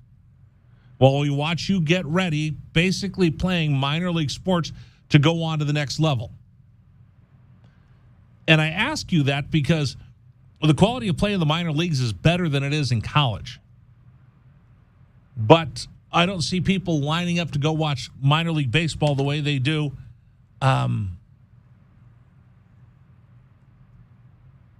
big-time college sports. I don't see people lining up to buy season tickets in the G League the way they do at McHale Center. I don't see people lining up to go see the Tucson Sugar Skulls like they do to go watch college football. Be careful what you ask for. Be careful what you ask for. All right, we'll take some telephone calls. Hello? Number for you to join us, 520-848-1290, 520-848-1290. I'll get your reaction. One of the things Dragon Ball and I were just kicking around during the break, I'm devastated because I think the Pac-12 is pretty special. I think it was a special group of institutions and a special group of communities, and we had a connection to L.A. We had a connection to Palo Alto, to Berkeley, to Seattle, to Eugene. We had lots of connections along the way. So, Dragon Ball, let me throw this out at you. You ready? Yeah. Who would you rather be associated with as your comp set, your competitive set, your peers? Okay, if I'm going to give you towns, where do we fit in more? Or what do we aspire to more? Do you feel better being associated with Seattle, Washington, Palo Alto, California, Berkeley, California, Eugene, Oregon, Corvallis, the Palouse, Westwood, Los Angeles, Boulder, Salt Lake City, and Phoenix, which is the footprint of the Pac-12? Yes. Or are we more in line with Orlando, Florida, Morgantown, West Virginia, Houston, Texas, Ames, Iowa, Lawrence, Kansas, Manhattan, Kansas, Stillwater, Oklahoma, Waco, Texas, Provo, Utah, Boulder, Colorado, Fort Worth, Texas, Lubbock, Texas, and Salt Lake City? You know what? If you had given me a Big 12 that still had Texas and Oklahoma in it, I would feel better about that potentially being our quote-unquote our brand, because it's desert versus coastal. That, to me, has always been a very odd part about it. But what do you mean odd part about it? It's just with Arizona and Arizona State, to me, going back to the days of the Pac-10, always seemed like they were an outlier in that they were not a coastal city. Meanwhile, you have Stanford, UCLA, then everybody's USC, along the water. Everybody's along the waterline. Arizona and Arizona State, for the longest time in the Pac-10 when I was growing up, was the most inland that the Pac-10 got, the Pacific Conference got. Then you bring in Colorado and Utah. It's like, okay, there's some more inland competition. There was beach, there's mountain and desert. Yes. And that's kind of the Pac-12 logo. Yes. Now, see, I really don't remember the 8-pack. Yeah, no. And the WAC is also something that's way before my time. All right, let me do this for you before we bring Glenn on. I went through. I have a history of the Pac-12. You ready? Yes, go for it. So 1915, the Pacific Coast Conference was founded with Cal, Washington, Oregon, and Oregon Agricultural College, which later became Oregon State. In 1917, Washington State was admitted. 1918, Stanford was admitted. And then how about this one? You ready? They got to 8 schools in 1922 because they brought on Idaho and USC.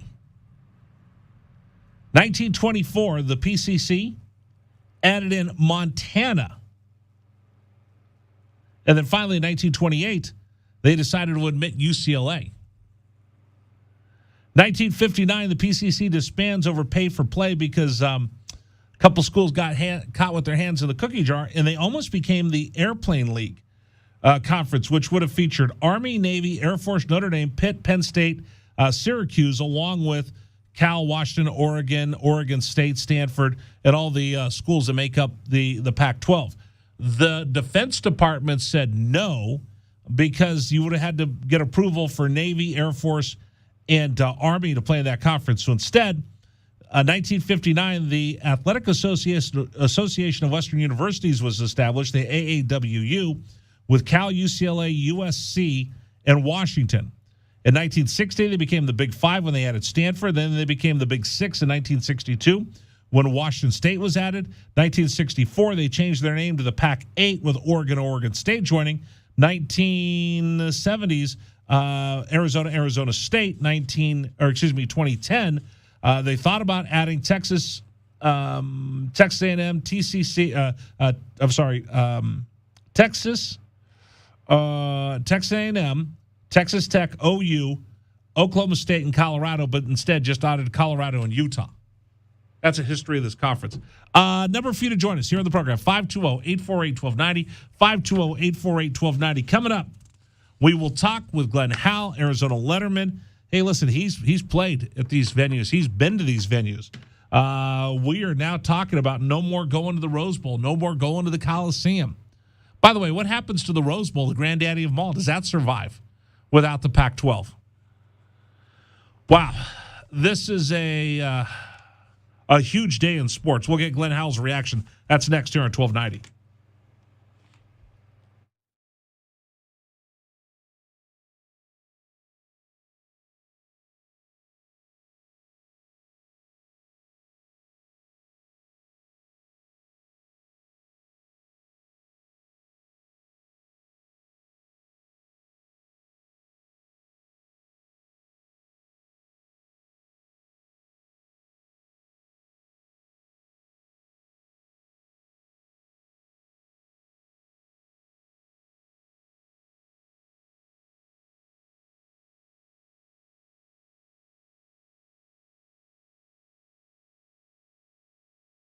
The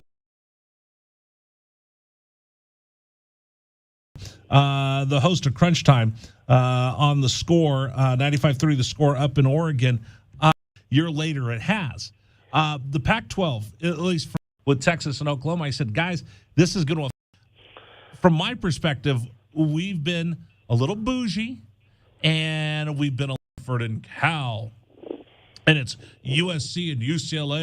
To do anything is either Fresno State, and Fresno State. I think the two that make the most sense if you're going to do anything is either Fresno. I don't know if Cal would want to be associated with the likes of Boise State. Knock on Fresno State. I think the two that make the most sense. I'm wondering now was how much of a mistake was that, because if you end up with, I think the two that make.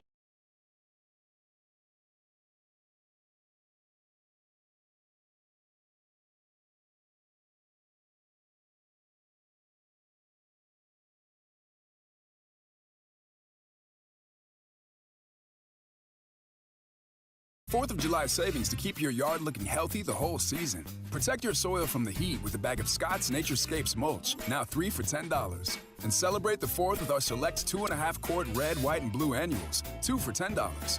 Find more savings this 4th of July at Lowe's. Home to any budget, home to any possibility. Valid 6.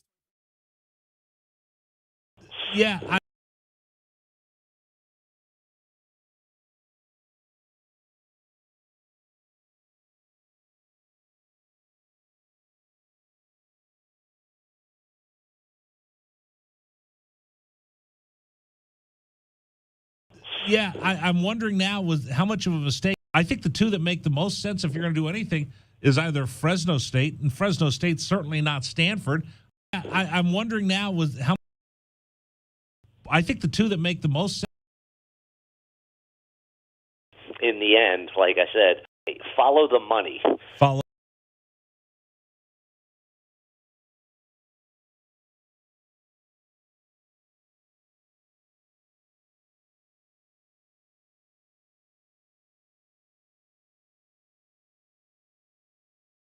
The host of Crunch Time, Steve Tanner, joining us right now. The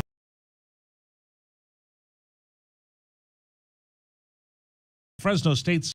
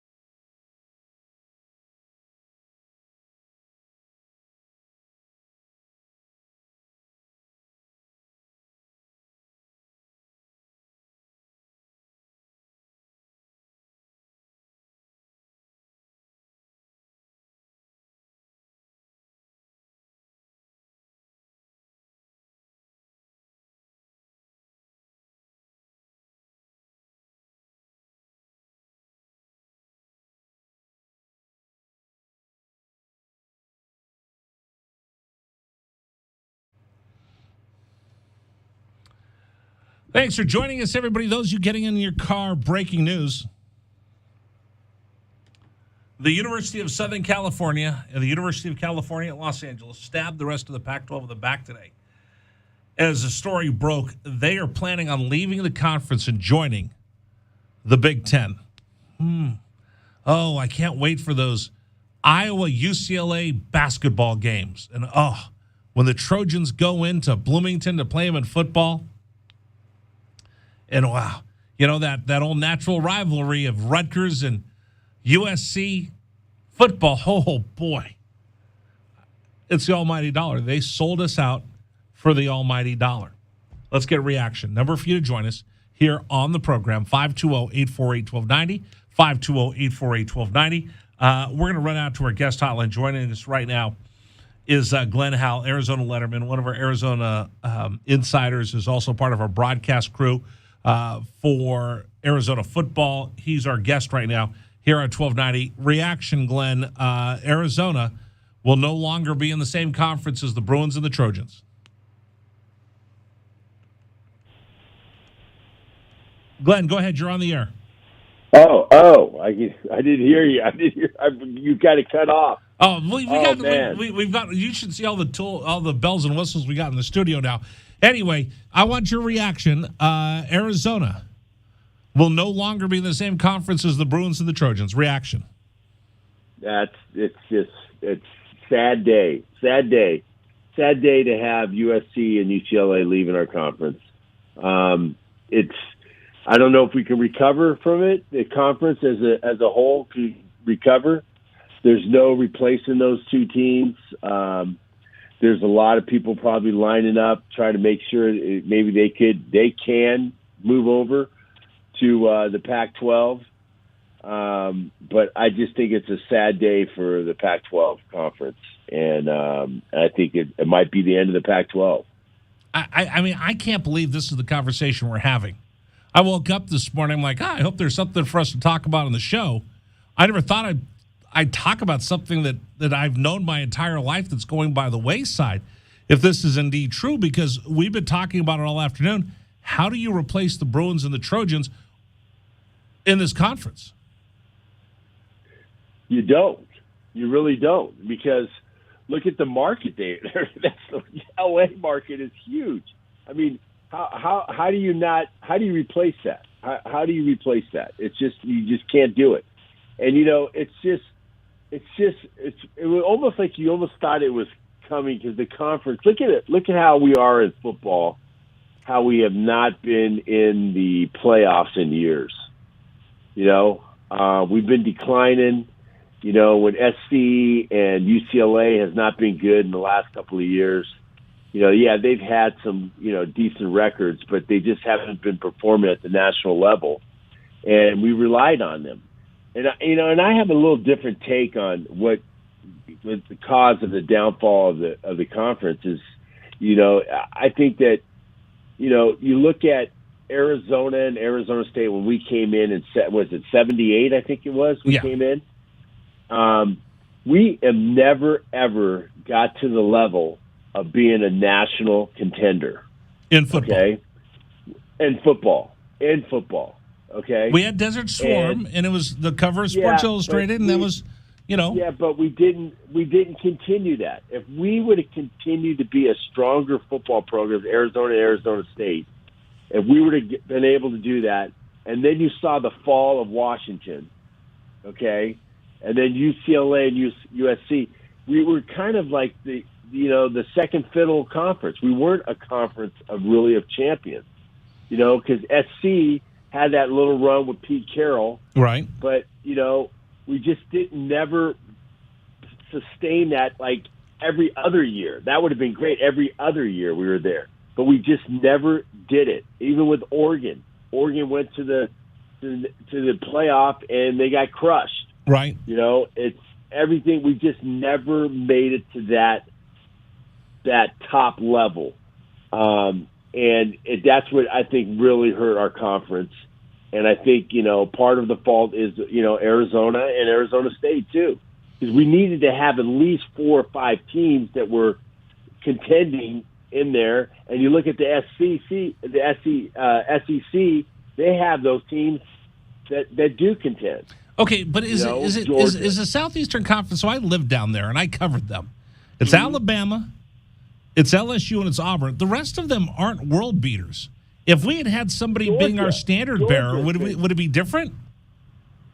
Yeah, but Georgia's always been up there. Okay. They have like 4 or 5 teams that are going there.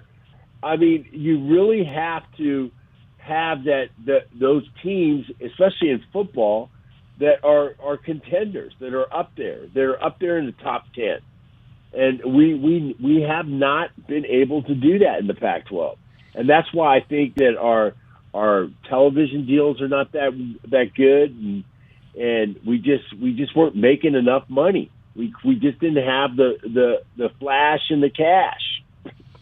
Glenn Howell joining us right now, our Arizona insider here on 1290 on the day that we learned that USC, UCLA are turning their backs on this conference. I love Bill Walton, and I'm a big Pac-12 guy. But now as you look at it, and we're going through the autopsy, if we will, on this conference, were we living a lie for the last 20 years? I think we have. I think we have. Wow. I think we have. I mean, we just, football and basketball is, I'm sorry for the other sports, but football and basketball is what makes your conference. Right. Okay. Well, it's what makes your athletic department. If you ask Mike Candrea, how do I support softball? He tells you, go buy a football ticket. Exactly. And we have just not stepped up to the plate, man. We just haven't done it in the Pac-12 and the Pac-10, even when it was the Pac-10. We just haven't done it, and it's just, and I think that's what his demise, and that's why the USC and UCLA, I don't know if that's going to help. It might help SC, but I don't know about UCLA, man. UCLA hasn't been relevant in football for years. No. So now the early reports are they could go from $35-40 million in TV revenue to 80, 90, $100 million now that you're going to be in the same conference with the New York market, the D.C. market, the Chicago market, and you add L.A. That is huge. Facilities, that's huge for travel. That's for all the things that are going to be essential for bringing the great athletes to your campus. And like you were saying I listened to your previous segment, it's all about the money, man. Everything is about the money. Wow. Everything is about the money. And college sports being an amateur sport is a joke. I think you're right. Joke. I think you're right, but I also think for the Ed O'Bannons of the world and everybody that's saying, let's change this thing, I think they better be careful for what you wish, because if football breaks off, and I only have, and we had a caller earlier we were talking with Rush McCarthy. He's like, hey, maybe we might only have 40 top flight college football teams. What happens to all the other schools that, let's say in Oregon State, because I think they're the ones who are the biggest trouble in the Pac-12. If they don't have big-time college football, guess what? Every other student athlete is going to be affected, because if you've got to fall back and you're playing in the football bowl subdivision like a University of San Diego, you're not bringing in the cash. You're not going to have all the opportunities. No, you're not. And I always thought there was going to come a day when all the I thought the big five, now it's going to be probably the big three, the big three or the big four, if one of them survives, is that they're going to break away from the NCAA and start their own thing. Because the NCAA has been nothing but a hamper. They've been hampering all these different universities. The NCAA, and then the NIL, if they don't get a hold of this stuff, then it's going to be the rich are going to get richer. And if they don't put a salary cap, I think they should put a salary cap on that. On each conference has a salary cap, that you have, each team has a salary cap, and then you can spread the money where you want to. But if they don't do that, it's going to get out of hand, and then eventually I think some of those conferences are going to leave the NCAA. And then I just don't know where this goes, because if the more professional you go, it's great because some people are going to make some money, but when you lose a little bit of that, you lose what makes college athletics special. Yeah, but what has made college athletics special? So I brought this up a little bit earlier, and I'm glad we're having this conversation because I respect you so much. The reason why we jam Legion Field in Tuscaloosa, Alabama, and we fill the Coliseum is because it's not minor league sports, even though it really is. This is the minor leagues from the National Football League. It's because you have an allegiance with that school.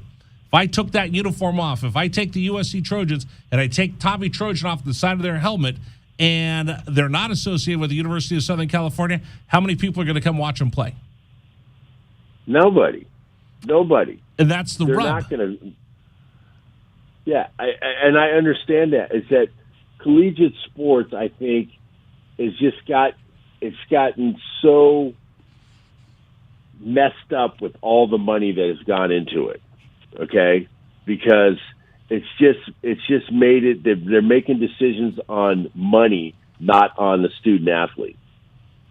So that's where I think we've lost it, and I think that they need to. That's what the NCAA was there supposed to be there for. Yeah, for the student athlete, and they've totally lost it. It's totally lost. When I saw the thing on. When our girls went to the national championship and their facilities compared to the other facilities, I know that's a gender thing. I thought that was appalling. That was a money thing. That was totally a money thing. Right. They didn't make enough money, but the NCAA boys made a lot of money, so they got better stuff. But the NCAA was supposed to be like spread it around to everybody, but they don't. And it comes down to. And the commissioner said this, and it was in the papers that right now we have a subsidy model where football and basketball subsidizes everything else. If we go to a free agent, or we go to a free market model, should football have to fund every other sport? That's where the rub's going to go.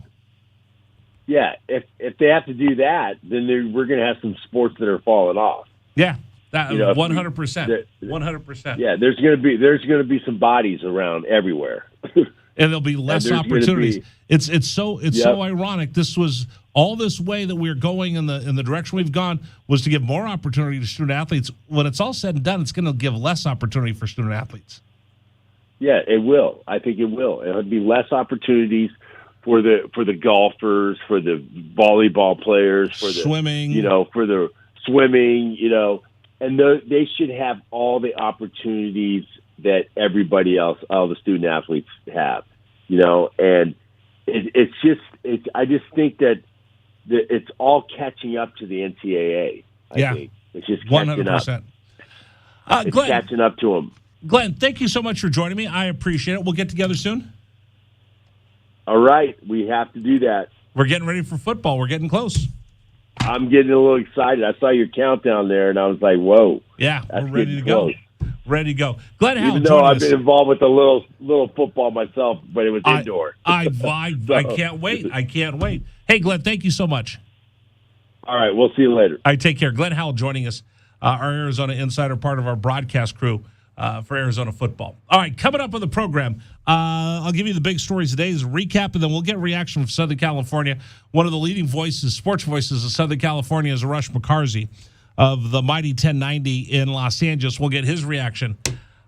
You know what? I feel a little defeated, folks. I'm going to be honest with you. I don't know if the Pac-12 survives. We'll continue. This is 1290.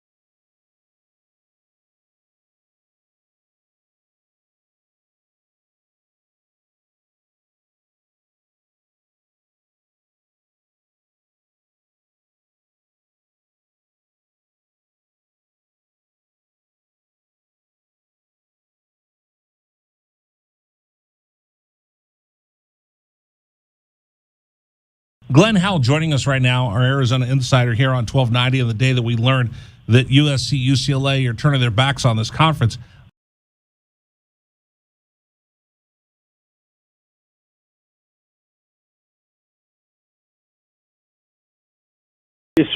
Football, I think we have.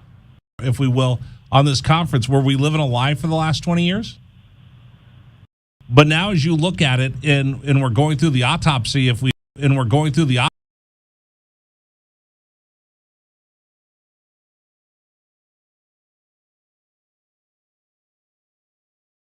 dollars in TV revenue. And the Pac-10, even when it was the Pac-10, we just haven't done it. And it's just, and I think that's what his demise, and that's why the USC and UCLA, I don't know if that's going to help. It might help SC, but I don't know about UCLA, man. UCLA hasn't been relevant in football for years. No. Yeah.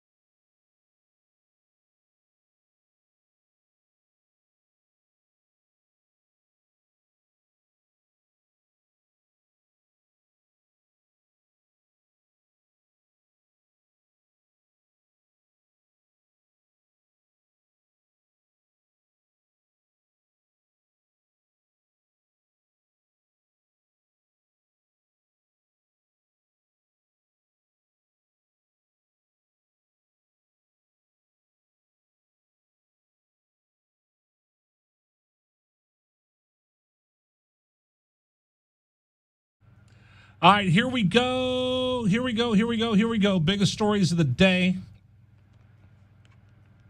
here at Wildcats Radio 1290. Hello again, everybody. Thanks for joining us. Rich Herrera with you. Those lousy USC Trojans. Those lousy USC Trojans. I think we're starting to hear and learn that it was USC Mike Braum, the athletic director at USC, that's behind all of this. It was Texas that was behind leaving their conference along with OU to get to the SEC, and it looks like it's going to be the Trojans that are the true backstabbers for the rest of the Pac-12 as they make their way into the Big Ten. And again, we're waiting for this thing. But if you're Arizona, this is going to be a war. You have to get after it because, quite honestly, I don't know how you survive. We've been talking about this. We got time for a couple telephone calls. 520-848-1290, 520-848-1290. Are you ready for a war? Well, the Pac-12 issues a statement. Here you go. I've been waiting for this. Now it finally came out. Here's the statement for the Pac-12. While we are extremely surprised and disappointed by the news coming out of UCLA and USC today, we have a long storied history in athletics, academics, and leadership supporting student athletes that we're confident will continue to thrive and grow into the future. The Pac-12 is home to many of the world's best universities, athletic programs, alumni representing one of the most dynamic regions in the United States. We've long been known as the Conference of Champions and are unwavering and we're unwavering in our commitment to extend that title. We'll continue to develop new and innovative programs that directly benefit our member institutions, and we look forward to partnering with current and potential members. Ooh, this is a big one. We look forward to partnering with current and potential members to pioneer the future of college athletics together. That from the Pac-12. Let me grab some telephone calls real quick. Let me go to Paul in Phoenix. Paul, welcome. Bear down. You're on Wildcats Radio 1290. Good afternoon. Rich, bear down. I almost feel like you guys need to cue up the Titanic music right about now, because this will be one of those days, and I remember telling my wife, I said, there's going to be from June 15th to July 15th, living up here in Phoenix, there are going to be so many different stories that are going to take place that are going to occupy my sports mind, and I never in a million years would have thought this would have been one of them. No. And there's a part of me that thinks, okay, let's cut our losses, let's jump to the Big 12 and take our little sisters, Tempe, with us, and go there and play Kansas and Baylor and Texas, TCU, blah blah blah, Oklahoma State, right? But then I think, okay, how does that work? Basketball wise, it'd be kind of fun, right? Football wise, it'd be okay, But let me ask you this. I'm going to throw these out at you. You ready? Please. So it's college football, right?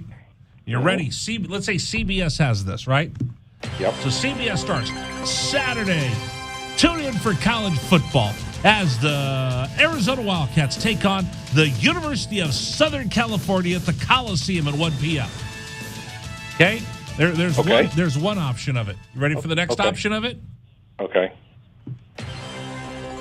Saturday, college football on CBS as the number 20th ranked Texas Tech Red Raiders invite the Arizona Wildcats to Lubbock, Texas. Game action starts 10 p.m. here on CBS.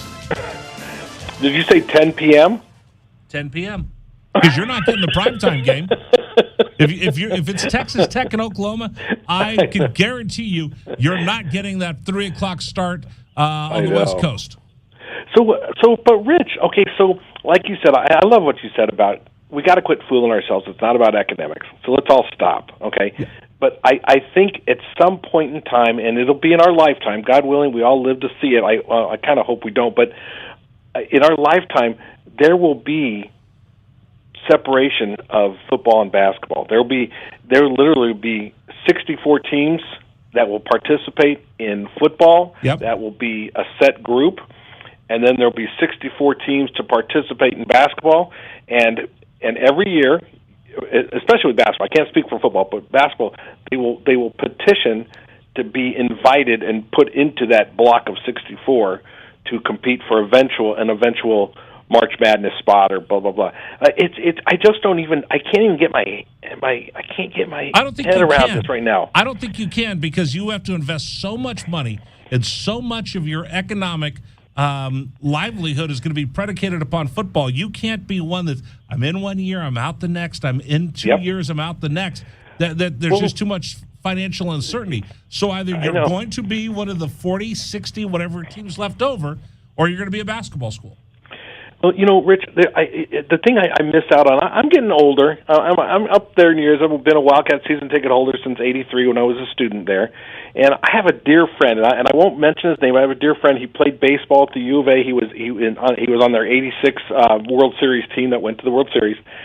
And he told me 2 years ago, he goes, Paul, he said, you're such a huge college football fan. He said, I look forward to the day when I retire in the next 4 to 5 years. Right. And you and I can travel to the various Pac-12 football venues to go see a Pac-12 game, once a year, and we'll pick out a site.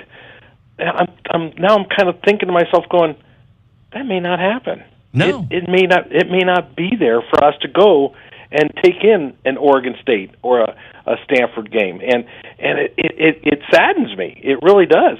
And I'm just like you. Part of the reason I'm so upset today is I've been fortunate enough, Paul. I've been blessed enough in my lifetime that I've visited a lot of these college venues. I've been to the Grove at Ole Miss.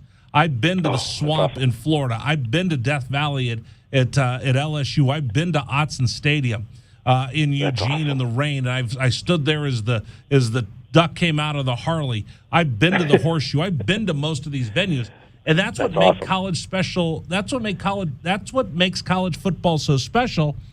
Yeah. And I don't know how it survives when it becomes all about professional as opposed to college. Yep, that's it. And you know what? We have to cherish these next couple of years, okay? Wildcat football, Wildcat basketball, especially Wildcat football. And we have to build upon it. And, wherever we land, I hope, I wish that San Diego State was a little stronger. Maybe we could figure out a way to convince them to join the Pac-12. Oh, they jump in a heartbeat. And by the way, it's not a party school anymore. You can't get into San Diego State with less than a 4.0. Oh, is that right? Okay, well, that's good to know. No, San Diego State. In fact, they've got two schools in San Diego. They got Cal State San Marcos and San Diego State. So for my son at his high school, he had kids with a 4.4, 4.5, didn't get San Diego State. That's how impacted it is. That's how high the academic standards are at San Diego State right now. It's not. It used to be the party school where you could apply it. It was probably easier to get into than Cal State Bakersfield. No. Yeah. It's as tough to get in there as it is to UC Santa Barbara. Wow. Well, see, that's good to know. Okay, so we just need to pick up some teams. Now, is it true or not? And I don't want to take too much of your time. No. I read something today, and I want to say it was Greg Hansen wrote an article today. Is BYU, are they going to the Big 12? Yes, they are. Big 12, and it was BYU. I can't remember the other three teams. Whatever it was. UCF's going in there from the American. Right. Houston's going in there. And one more, Dragon Ball, pop your mic on. It's Cincinnati. Cincinnati. There you go. Yes. Okay, so that BYU's not even an option. But I tell you what, I'll let you take other callers. I appreciate it. I'm going to keep in touch with you more, sir. Football season's right around the corner. Tomorrow, July 1st, that means that training camp opens up for the Wildcats probably towards the end of, probably first week of August. Pac-12 Media Day, and we're going to go broadcast from Pac-12 Media Day. Oh, that's going to be fun. July 27th. Awesome. We'll be there live. July 27th. Perfect. Okay, Rich, take care of yourself. All right. Bear down, brother. Dragon Ball, thanks for everything you guys do. Bye-bye. Take care.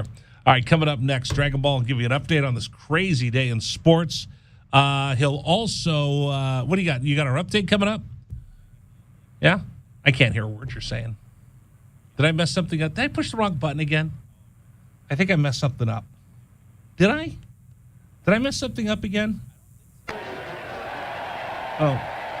No, they're not cheering for me. I think they're cheering for you, Dragon Ball. Yeah, I think I messed something up again. Anyway, we'll Dragon Ball has an update, and then in case you missed it, I had a conversation with Rush McCarsey, big-time sportscaster in Southern California, about the reaction, and we're going to learn that it was the University of Southern California that helped push us into the mess that we're in right now. Are you yelling at me about something? What else did I mess up today? I'm not paying attention to your list. What did I do now? Oh, I know. I got to tell everybody that we're back on tomorrow as well, right? Back on tomorrow as well. Okay, because we took a couple days off while they rebuilt the studios. How are you doing in there with all the rebuild? No, you're pushing the wrong button again. No, you're still pushing the wrong button again. I still can't hear you. We'll figure it out. Don't worry. Hey, today's program brought to you by Trajan Wealth, 321-4100, 321-4100, or go to TrajanWealth.com. Whoo, does life change before you know it? I woke up this morning thinking I live in Pac-12 country. I could go tonight thinking I live in Big 12 country. Life changes, and if you just say, hey, listen, here's what I'm doing with my investments, and I'm just going to leave it that way forever. When you wake up one day, life will change, and you could be left standing on the side of the road. You need to find somebody you can work with, somebody who's going to be able to stay on top of things for you and react to the market. That's what they do at Trade Your Wealth. They're fiduciaries. They are paid and incentivized to grow your portfolio. If you don't have that, maybe you should call them today, 321-4100, 321-4100, or go to tradeyourwealth.com, TRAJAN wealth.com. Advisory services offered through Trade Your Wealth, LLC, an SEC-registered investment advisor. All right, Dragon Ball's got an update next here on 1290.